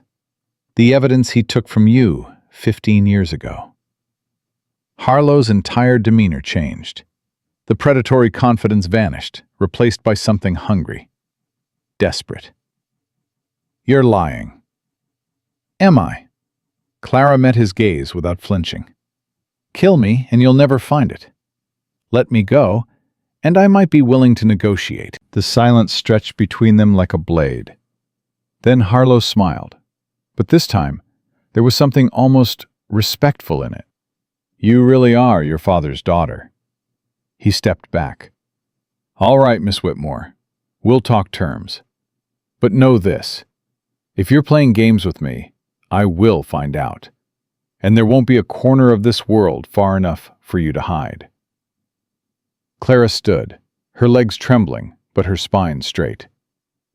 I'll be in touch, Mr. Harlow, and I'd appreciate it if your men escorted me out safely. She walked to the door, feeling his eyes boring into her back with every step. Miss Whitmore. She paused, hand on the doorknob. Your father was a good man. Foolish, but good. It would be a shame if his daughter inherited only the foolishness. Clara didn't turn around. Good night, Mr. Harlow. She walked out of the house, down the steps, into the darkness. Her whole body was shaking. Her mind was spinning. But she was alive, and she had bought herself time. Now she just had to figure out what the hell that key opened. Silas was waiting at the edge of town, his face pale with worry. The moment he saw her, he ran forward and gathered her in his arms. Thank God! Thank God! He held her so tight she could barely breathe. When you didn't come back... Silas! Clara pulled back, gripping his arms. He knows. Harlow knows who I am. What? He recognized me, from a photograph of my parents. Clara's voice shook. He threatened to kill us both if I don't sign a confession, absolving him of any involvement with the Coltons. Silas's face went hard as stone. That bastard. But I bought us time. I told him my father left evidence, that I know where it is. Do you? Clara reached into her dress and pulled out the small key. My father gave me this before he died, said it was important. I never knew what it opened, but now... Silas took the key, turning it over in his hands. This looks like a bank key, or a lockbox. There's writing on it. I couldn't read it in the dark. They moved closer to a street lamp. Silas squinted at the tiny engraving. F-B-T... He stopped, frustrated. Clara took the key back and read the letters aloud. F-B-T-B, and numbers. 1847.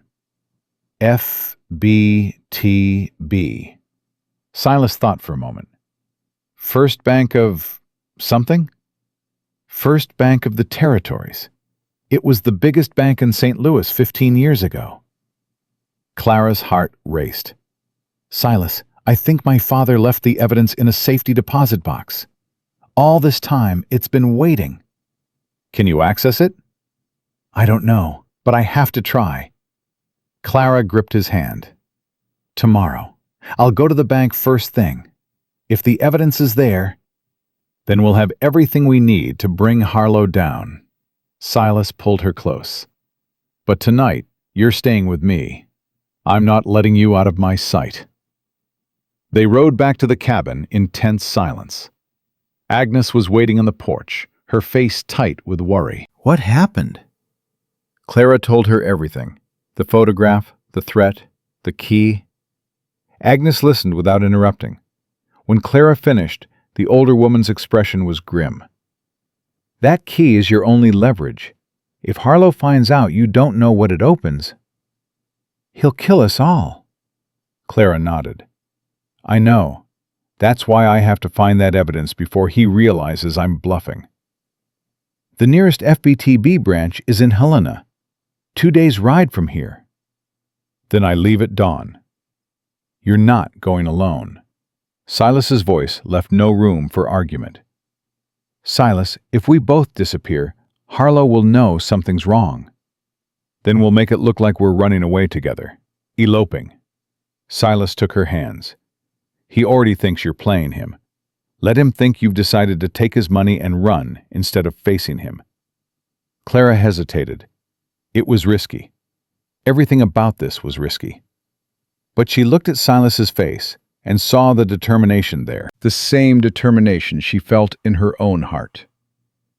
Together, she said finally. Together.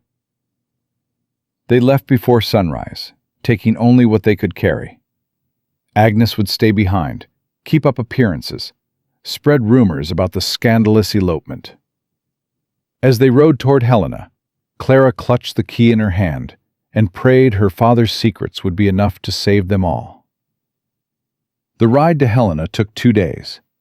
2 days of hard riding, sleeping in shifts, watching the horizon for pursuers who never appeared. Clara spent every moment going over the plan in her head. Find the bank, open the box, pray the evidence was still there after 15 years. And if it wasn't? She didn't let herself think about that. They reached Helena on the afternoon of the second day. The city was larger than Ridgewood, bustling with miners and merchants and settlers chasing their fortunes. Clara felt exposed the moment they rode through the main street. Too many eyes, too many strangers. The bank's on 4th Street, Silas said quietly. I asked around last time I was here. You've been to Helena before? Once, 3 years ago. Sold some cattle. He guided Copper through the crowded streets. Didn't like it. Too many people. Clara almost smiled despite her nerves. You really are a hermit.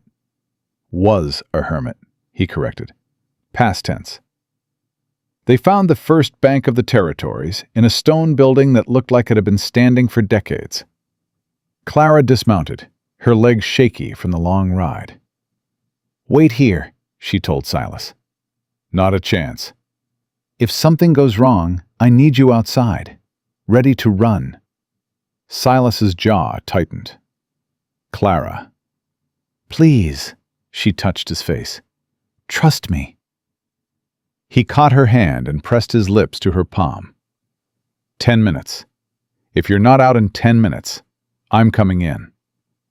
Fair enough.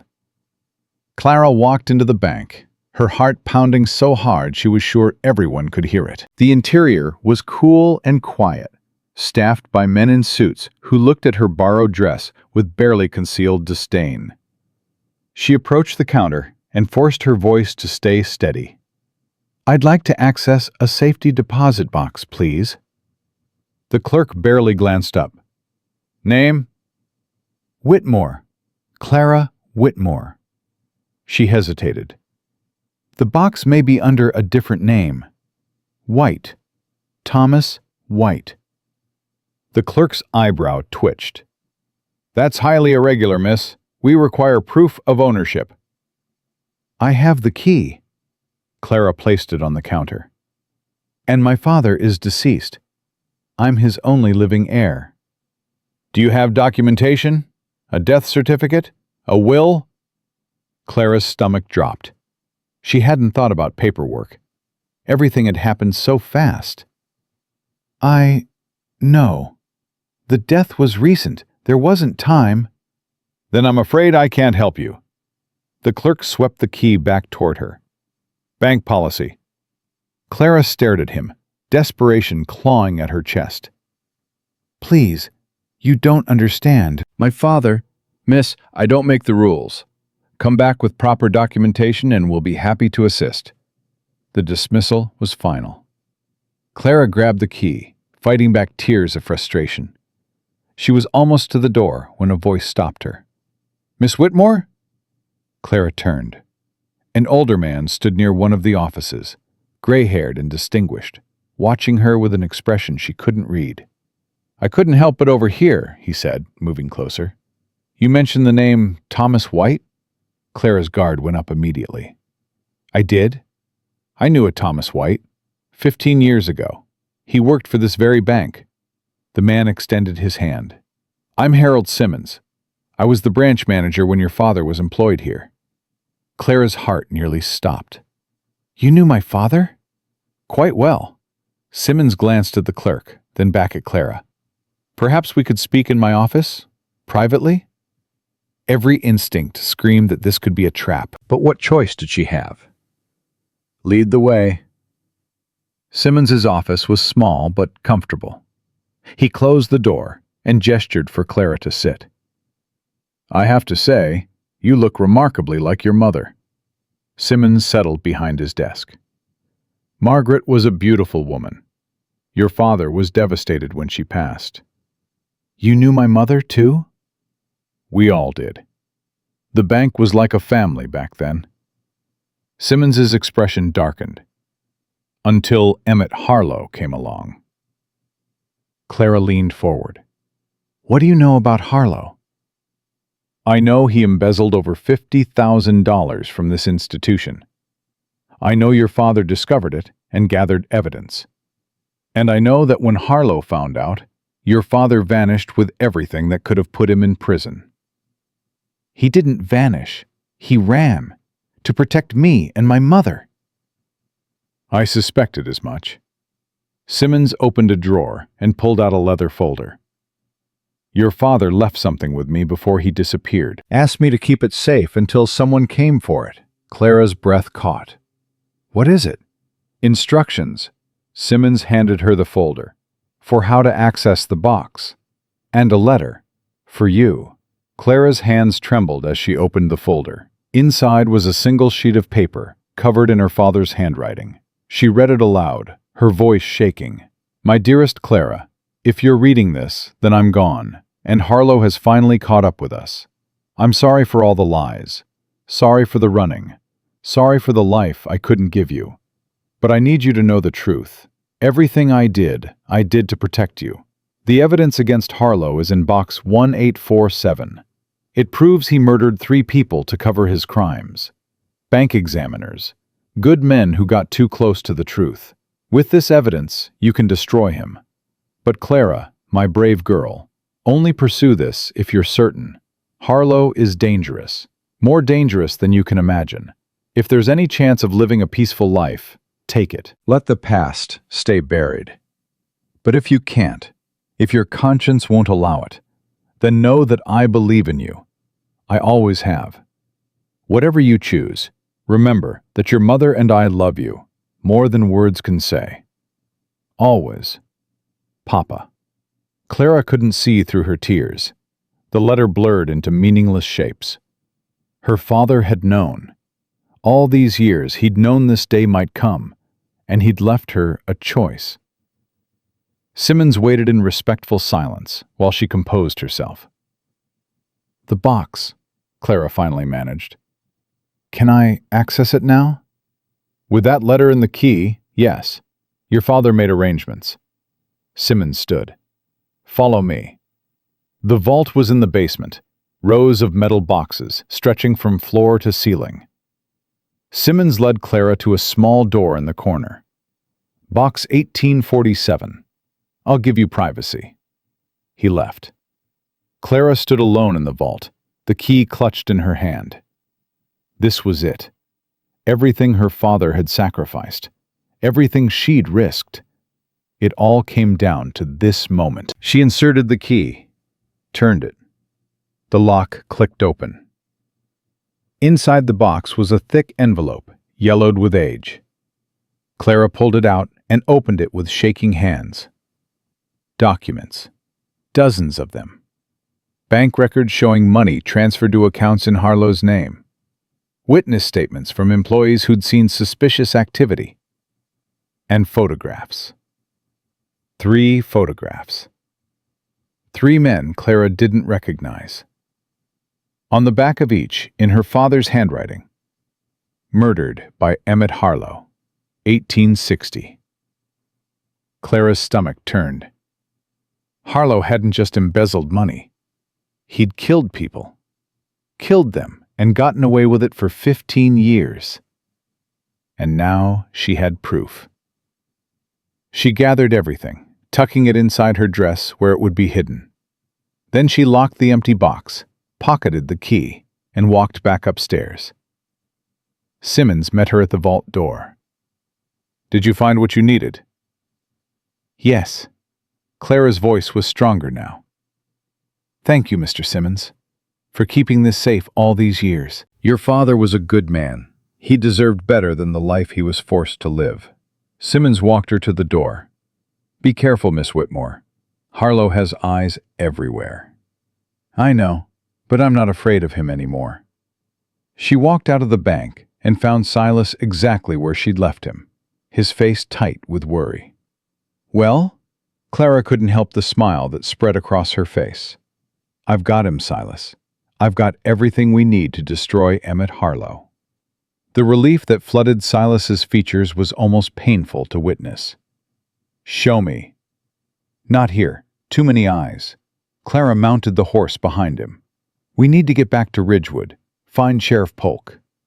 "That's 2 days' ride. Harlow could—" "I know, but this evidence needs to be in the right hands. Legal hands." Clara wrapped her arms around his waist. "We've waited 15 years. We can wait 2 more days." They rode hard, pushing the horses as fast as they dared. Clara's mind raced with plans, contingencies, everything that could go wrong. But for the first time since her father died, she felt hope. They stopped to rest the horses at midday, finding a secluded spot near a creek. Clara finally showed Silas the documents, watching his face as he examined each one. "Murder," he breathed. "He murdered 3 people. And my father witnessed it, or at least found proof of it." Clara's voice was heavy. "That's why Harlow was so desperate to find him. Not just because of the embezzlement. Because of this." "These photographs. Who are these men?" "Bank examiners, according to the documents. They were investigating Harlow's accounts. All 3 died within a month of each other. Officially ruled accidents or natural causes. But your father knew the truth. He must have found something. Evidence that linked Harlow to their deaths." Clara shook her head. "I can't believe he carried this burden for 15 years. Never told anyone." "Never tried to use it. He was protecting you." Silas set down the documents. "Using this evidence would have meant exposing himself, exposing you. So he let a murderer go free. He kept his daughter alive." Silas met her eyes. "Clara, don't judge him for that choice. Any father would have done the same." Clara felt tears threatening again. "I'm not judging him. I wish he'd trusted me, told me the truth." "He was going to." Silas took her hands. "That's why he was bringing you to Montana. To finally tell you everything. Start fresh where Harlow couldn't find you." "But Harlow found us first." "And now you're going to make sure he pays for it." Clara looked at the documents scattered between them. Her father's legacy, his sacrifice, his gift to her. "Yes," she said quietly. "I am." They reached Ridgewood late on the second night.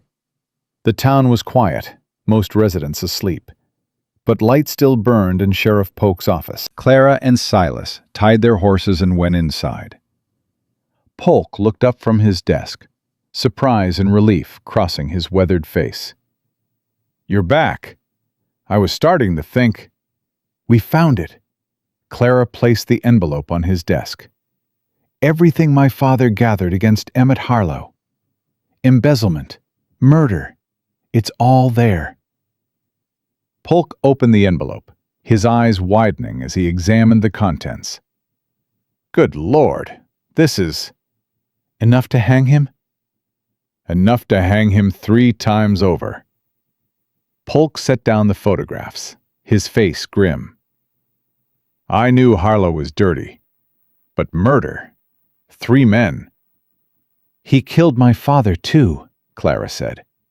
"Used the Colton brothers to do his dirty work." "With this evidence, we can prove it." Polk stood, reaching for his hat. I need to telegraph the federal marshal in Helena. This is too big for a small-town sheriff. How long will that take? A few days, maybe a week. Polk paused at the door. In the meantime, I'd suggest you two stay out of sight. If Harlow finds out you're back, He'll find out, Silas said grimly. Word travels fast in this town. Then make sure you're somewhere safe when it does. Polk looked at Clara. Your father would be proud of you, Miss Whitmore. What you've done took courage. My father would be proud if I'd saved him. Clara's voice was bitter. All I can do now is make sure his death meant something. Polk nodded slowly. That's all any of us can do. He left to send his telegrams. Clara and Silas rode back to the cabin in tense silence. Agnes was waiting on the porch, her face creased with worry. Thank God you're safe. She embraced Clara tightly. I've been worried sick. Harlow's men have been asking questions all over town. What kind of questions? Where you went? Who you're traveling with? Whether anyone's seen you? Agnes pulled back, her expression grave. He knows something's wrong, Clara. He's not acting like a man who thinks he's won.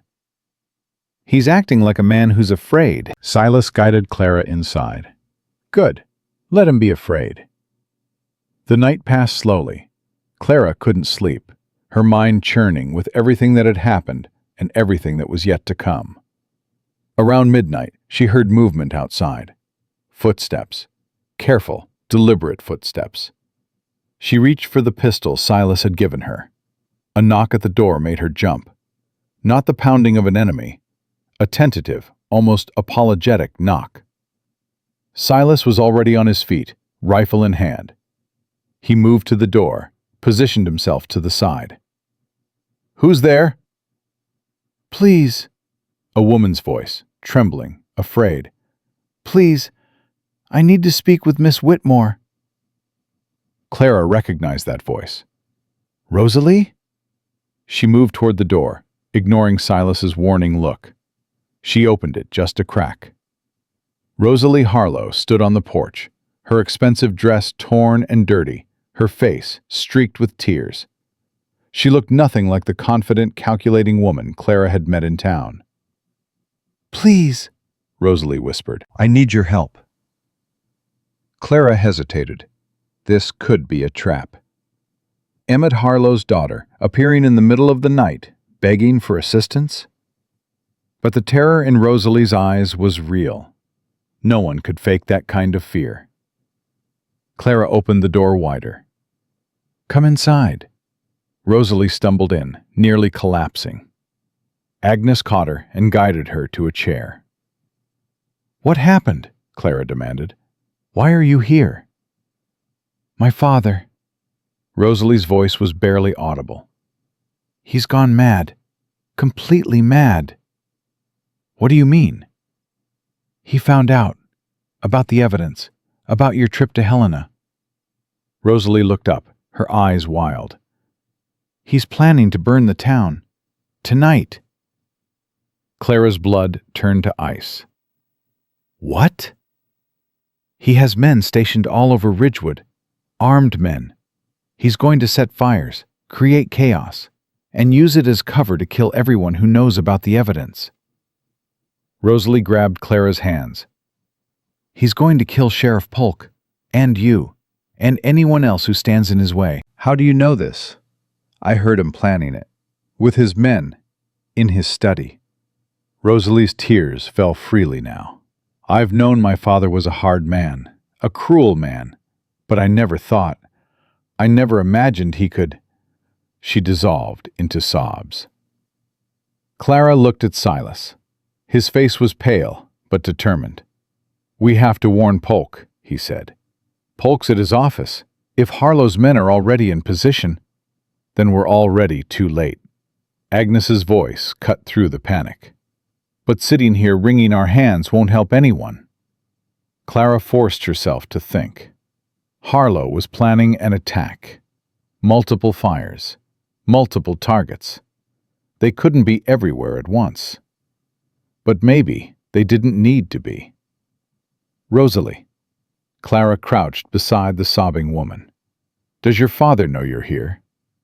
No, I slipped out when no one was watching. Does he trust you? Would he believe you if you told him something? Rosalie wiped her eyes. I think so. Why? Because I have an idea. Clara stood, her mind racing. Silas, I need you to get to Sheriff Polk. Warn him about the attack. And you?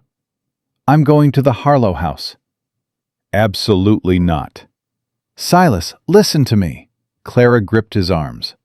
Harlow thinks he's in control. He thinks no one suspects what he's planning. If I can get inside, if I can distract him long enough for you to organize a defense, he'll kill you. He'll try. Clara's voice was steady. But he won't succeed. Not tonight.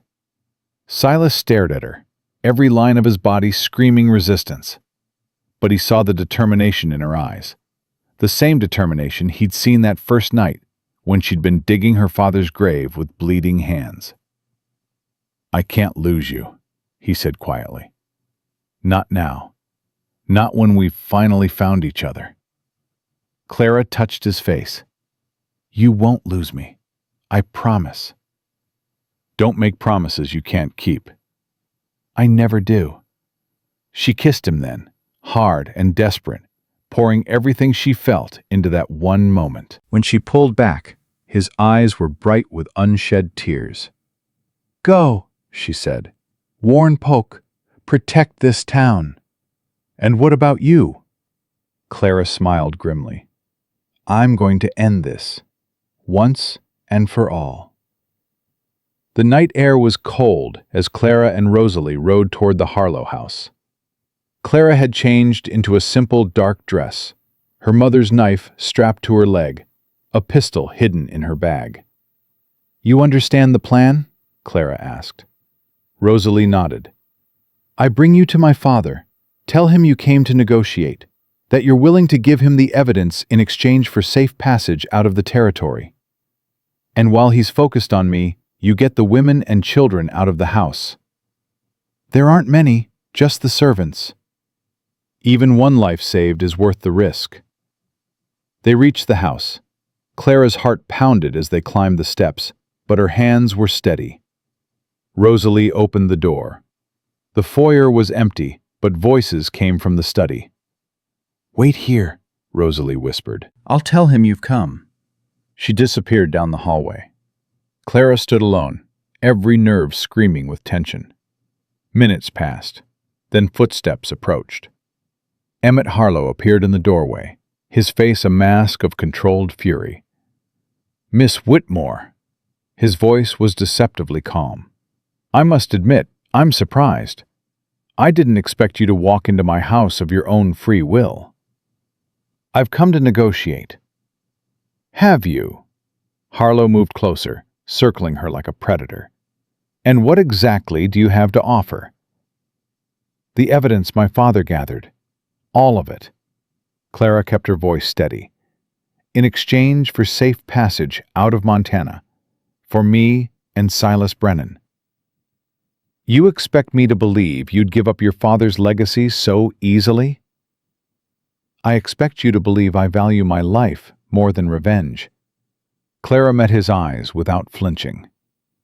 My father is dead. Nothing I do will bring him back. But I can still live. I can still have a future. Harlow studied her for a long moment. Then he smiled. You're lying. Clara's blood ran cold. You found the evidence. You showed it to Sheriff Polk, and now you're here trying to buy time while your cowboy organizes a resistance. Harlow's smile widened. Did you really think I wouldn't know? I have eyes everywhere, Miss Whitmore. Eyes and ears in every corner of this territory. He snapped his fingers. 3 armed men emerged from the shadows. Take her to the basement, Harlow ordered, and send word to begin the operation. Clara reached for her pistol, but strong hands grabbed her before she could draw. They twisted her arms behind her back, forcing her to her knees. You should have taken my offer, Harlow said, crouching to meet her eyes. $5,000 and a new life. Instead, you chose death. I chose justice, Harlow laughed. Justice? There is no justice, Miss Whitmore. There's only power. And tonight, I'm going to show this territory exactly how much power I have. He straightened, adjusting his coat. Burn it all. The men dragged Clara toward the basement. She struggled, fought, but there were too many of them. Just before she disappeared through the doorway, she heard something that made her heart soar. Gunshots, coming from outside, and Sheriff Polk's voice, amplified by rage. "Emmett Harlow, this is the law. Come out with your hands up." Harlow's face twisted with fury. Impossible. But it wasn't impossible, because Silas Brennan hadn't just warned the sheriff. He'd rallied the entire town. Clara smiled, despite the hands gripping her arms. "You should have taken my offer, Mr. Harlow. Now it's too late." The battle for Ridgewood had begun. The gunfire outside intensified. Clara's captors hesitated, their grips loosening as confusion spread through the house. She didn't waste the opportunity. Clara drove her elbow backward into the nearest man's stomach. He doubled over with a grunt. She twisted free, reaching for the knife strapped to her leg. The blade came out clean. She slashed at the second man's arm before he could grab her. He screamed, clutching the wound. The third man raised his pistol. Clara dropped to the floor as the shot went wide, shattering a window behind her. She rolled, came up running, and sprinted toward the front door. Harlow's voice thundered behind her. "Stop her! Don't let her escape!" But Clara was already through the door, bursting onto the porch, into chaos. The town had mobilized. Ranchers and shopkeepers, armed with whatever they could find, surrounded the Harlow property. Sheriff Polk stood at the front, pistol drawn, his deputies flanking him. And there, at the edge of the crowd, was Silas. His eyes found hers across the mayhem. Relief flooded his face. "Clara!" She ran toward him as bullets whizzed past. He caught her in his arms, pulling her behind an overturned wagon. "You're alive." His voice broke on the words. "Thank God. Thank God." "Told you I'd be fine." "You're bleeding." Clara looked down. A gash on her arm she hadn't even felt. The adrenaline had masked everything. "It's nothing. Where's Harlow?" "Still inside." Silas checked his rifle. "His men are scattered. Most of them surrendered when they saw how many people showed up." "How did you organize this so fast?" Silas's jaw tightened. "Told them what Harlow was planning. Told them he was going to burn their homes, kill their families." A grim smile. "Turns out people fight pretty hard when you threaten everything they love." Another volley of gunfire erupted from the house. Polk shouted orders to his deputies. "Harlow!" the sheriff bellowed. "It's over. Come out peacefully." Silence from the house. Then Harlow's voice, cold and controlled. "You think this changes anything, Polk? I own this territory. I own you." "Not anymore." Polk held up a piece of paper. "We've got evidence, Harlow. Bank records, witness statements, everything Thomas White gathered 15 years ago." A long pause. "You're bluffing. Try me." The standoff stretched. Clara's heart pounded against her ribs. This was it. Everything came down to this moment. Then the front door opened. Harlow emerged alone, hands raised. But his expression wasn't defeated. It was calculating. Dangerous. "All right, Sheriff, you win." His eyes swept the crowd, landing on Clara. "For now." Deputies moved forward to take him into custody. Clara watched, waiting for the relief to come. It didn't. Something was wrong. Harlow was too calm, too confident for a man facing the gallows. "Silas," she whispered, "something's not right." Before he could respond, Harlow made his move. He grabbed the nearest deputy, wrenching the man's pistol from his holster. In one fluid motion, he pressed the barrel against the deputy's temple. "Everyone stay back," Harlow's voice was ice, "or I paint the ground with his brains." The crowd froze. Polk raised his hands slowly. "Easy, Emmett.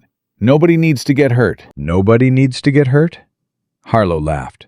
"You've already destroyed everything I've built.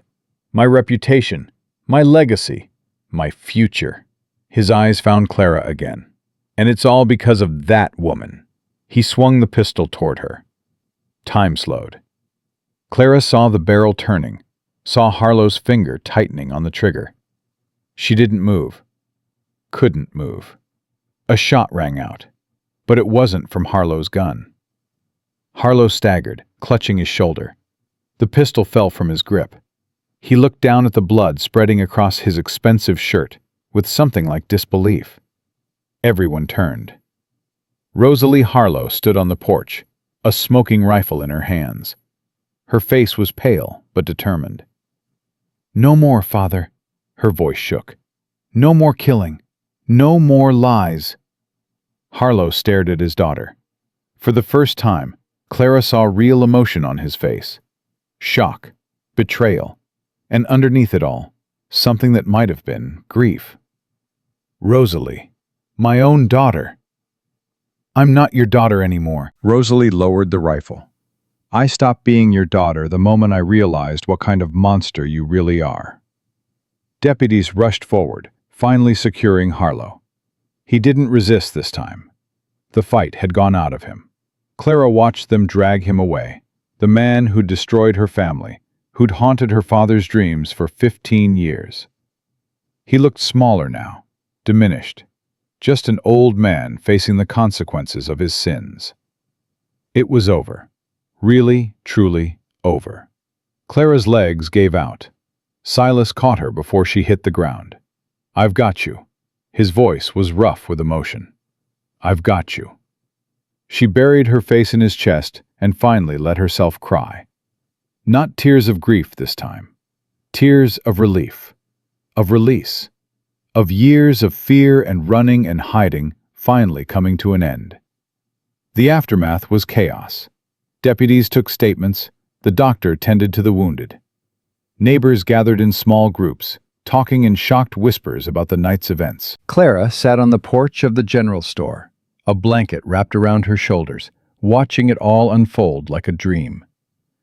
Agnes appeared beside her, pressing a cup of coffee into her hands. "Drink this. You look like death warmed over." Clara almost laughed. "Thanks, Agnes. I mean it as a compliment. Most women would be unconscious after what you've been through." Agnes sat beside her. "Your father would be proud, child. What you did tonight, it took courage." "My father would have preferred I run." Clara took a sip of coffee. "He spent his whole life running, trying to keep me safe. And look where it got him, shot on a lonely road in the middle of nowhere." Agnes's voice was gentle, despite the harsh words. "Running doesn't solve anything, Clara. Your father learned that too late. Don't make the same mistake." Clara thought about that, about her father's life of hiding, about the years lost to fear. She wasn't going to live like that. Not anymore. Silas appeared from the crowd, his face tired but peaceful. He sat on Clara's other side, taking her hand without speaking. They stayed like that, the three of them, as the night slowly gave way to dawn. The trial was quick. With the evidence Thomas White had gathered, combined with Clara's testimony and Rosalie's confirmation of her father's crimes, there was no doubt about the verdict. Emmett Harlow was found guilty of embezzlement, conspiracy to commit murder, and the murders of 3 bank examiners and Thomas Whitmore. He was sentenced to hang. Clara attended the sentencing, not out of vengeance, out of closure. When the judge delivered the verdict, Harlow turned and looked at her one last time.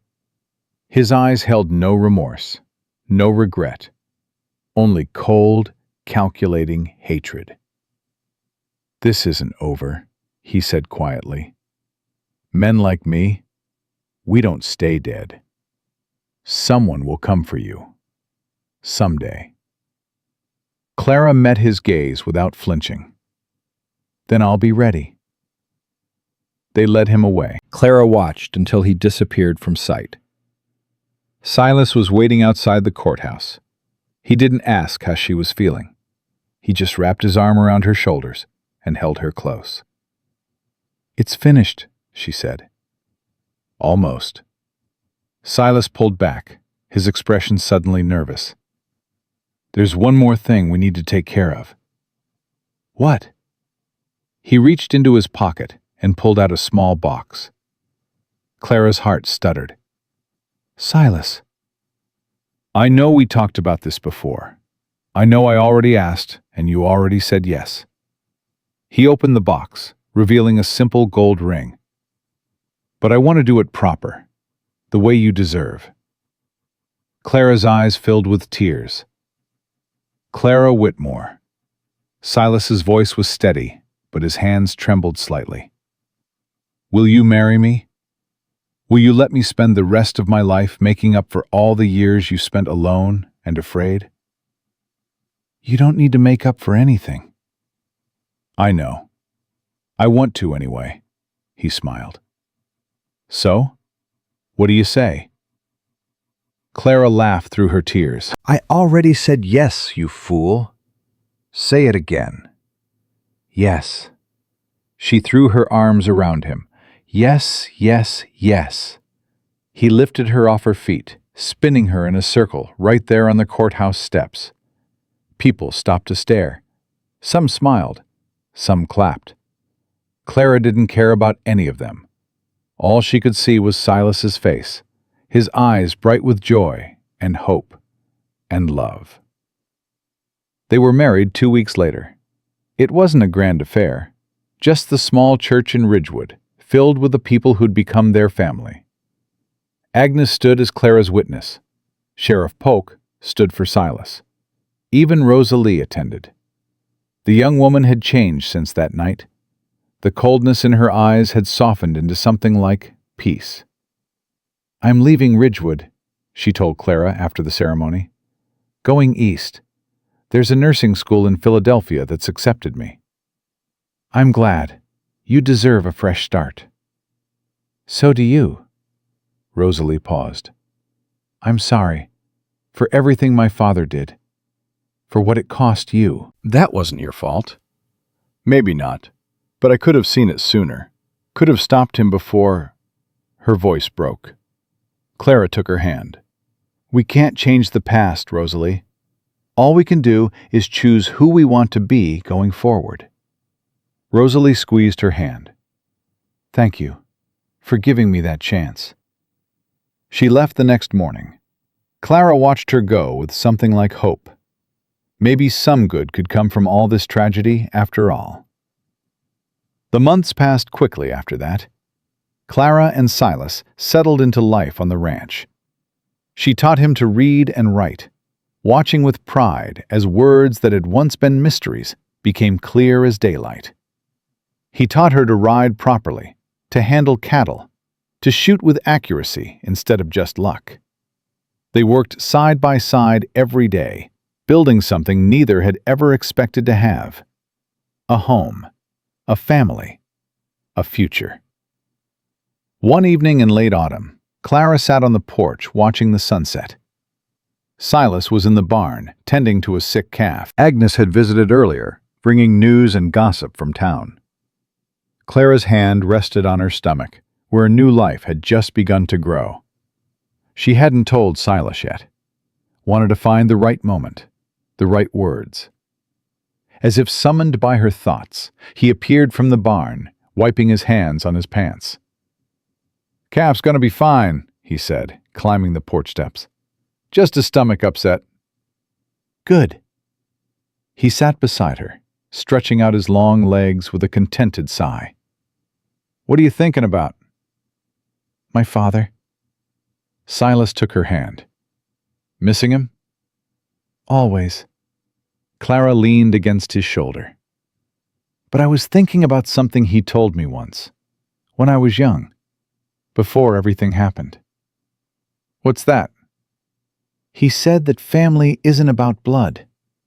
It's about the people who choose to love you, no matter what. Clara looked up at Silas. He said the best families are the ones we build ourselves. Silas was quiet for a moment. Then he smiled. Smart man, your father. He was. Clara took a breath. Silas, there's something I need to tell you. His expression shifted to concern. What is it? I'm pregnant. The words hung in the air. Silas didn't move, didn't speak. For a terrible moment, Clara feared she'd misread everything, that he wasn't ready, that... Then his face transformed.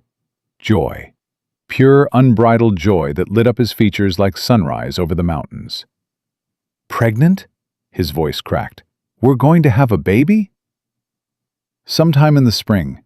Agnes confirmed it yesterday. Silas gathered her in his arms, holding her so gently, like she was made of glass. A baby, he whispered. Clara, a family. Our family. Clara pulled back to look at him. What we said we'd build together, remember? That first night when you found me crying. I remember. Tears were streaming down his face now, this strong, stoic man who'd spent 18 years alone. You asked why I was helping you, and I said, then let's start one together. Clara smiled through her own tears. And look at us now. They sat there as the sun sank below the horizon, wrapped in each other's arms, dreaming about the future. Clara thought about her father, her mother, the life they'd wanted for her, but never got to see. She thought about the fear and the running and the years of hiding, about the courage it had taken to stop running and start fighting. And she thought about Silas, the lonely cowboy who'd found her at her lowest moment and offered her something she'd never expected to find again: hope. The baby came in early spring, right as the first wildflowers bloomed across the prairie. A girl with her mother's eyes and her father's stubborn chin. They named her Margaret, after Clara's mother. Agnes cried when she held the baby for the first time. Sheriff Polk came by with a carved wooden rocking horse he'd made himself. Neighbors brought food and gifts and congratulations. And Silas. Silas held his daughter like she was the most precious thing in the world, which, to him, she was. She's perfect, he whispered, tears streaming down his face. Clara, she's perfect. She is. Clara watched him with the baby, her heart so full she thought it might burst. You're going to be a wonderful father, Silas. I don't know the first thing about being a father. Neither did mine. He learned as he went. Clara touched his face. We'll figure it out together, like we figure everything out. The years that followed weren't easy. They faced droughts and harsh winters, sick cattle and difficult harvests. But they faced everything together. 2 years after Margaret's birth, Clara gave birth to a son. They named him Thomas, after her father. Agnes became a permanent fixture at the ranch, moving into a small cottage Silas built specifically for her. She taught the children their letters while Clara was busy with the endless work of ranch life. Silas learned to read fluently, eventually making his way through every book they could get their hands on. Clara found him one night reading aloud to the children from her mother's journal, the recipes and wisdom of Margaret White passing down to a new generation. The town of Ridgewood grew and prospered. New families arrived. Businesses expanded. The railroad came through, bringing opportunity and connection to the wider world. Sheriff Polk retired eventually, replaced by a younger man who'd grown up hearing stories about the night the town stood up against Emmett Harlow. The legend of Clara Whitmore, the woman who'd brought down a murderer, became part of local lore. Clara didn't feel like a legend. She felt like a woman who'd made choices, hard choices, scary choices, but the right ones. On the 10th anniversary of that fateful night, Clara stood at her father's grave. She visited every year, but this time felt different. This time, she had news. "Papa," She said softly. "I wish you could see us now. The children are growing so fast. Margaret is already reading better than me. Thomas has your stubborn streak," she laughed. "Silas says he gets it from me, but I know it's yours." She knelt, placing wildflowers on the simple stone marker. "I want you to know that I'm happy, truly happy, for the first time in my life." Her voice caught. "I know you gave up everything to protect me. I know the life we lived wasn't what you wanted for either of us. But Papa, maybe it all happened for a reason. Maybe I had to go through all of it to find Silas, to find this family." She touched the stone gently. "I forgive you, for the lies, for the running. I understand now why you did it." Clara wiped her eyes. "And I hope, wherever you are, you can see that it was worth it, that I'm living the life you always wanted for me." She stood, brushing dirt from her dress. Behind her, Silas waited with the children. Margaret was 10 now, practically a young lady. Thomas was 8, already promising to be as tall as his father. "Ready?" Silas asked softly. "Ready." They walked back to the wagon together, the children running ahead, their laughter echoing across the prairie. Clara looked at her husband, at the life they'd built from nothing but hope and determination. "What are you thinking about?" Silas asked. "That first night, when you found me crying under that tree." "You were digging your father's grave with your bare hands." "And you stopped. He didn't have to. You could have ridden right past." Silas took her hand. "Stopping was the best decision I ever made." "Even with everything that came after? The danger? The fear? Nearly getting killed?" "Even with all of that," he squeezed her hand. "I'd do it all again, Clara, every single moment. Because it led me to you." Clara leaned against him as they rode home. The sun was setting, painting the Montana sky in shades of gold and crimson. She thought about her mother's journal, still kept safe in a drawer by her bed. About the advice and recipes and wisdom passed down through generations of women. Someday, she would give it to Margaret, would tell her the whole story, the truth about her grandfather, the sacrifice and the love and the courage it took to build a family from nothing. And she would tell her this: that family isn't about where you come from. It's about who you choose to become. The wagon crested the final hill. Below them, the ranch spread out in the fading light. The cabin Silas had built with his own hands. The barn that held their livestock. The cottage where Agnes lived. Home. Margaret and Thomas were already racing toward the house, their shouts carrying on the evening breeze. Silas pulled the wagon to a stop and helped Clara down. They stood together, watching their children, watching their life unfold before them. "I love you," Clara said. "I love you too." Silas pressed his forehead to hers. "More than I ever thought I could love anything." They walked toward the house together, hand in hand. Behind them, the sun finally set. But inside the cabin, lamps were being lit, dinner was being prepared, and children were laughing. 20 years later, people would still tell the story. The orphaned woman who lost everything. The lonely cowboy who found her crying. The words that changed both their lives forever. Then let's start one together. And they did. They built a family. They built a legacy. They built a love that would echo through generations. Not because fate demanded it. Not because it was easy. Because they chose it. Every single day. They chose each other. And in the end, that's all that family really is. A choice. made over and over again.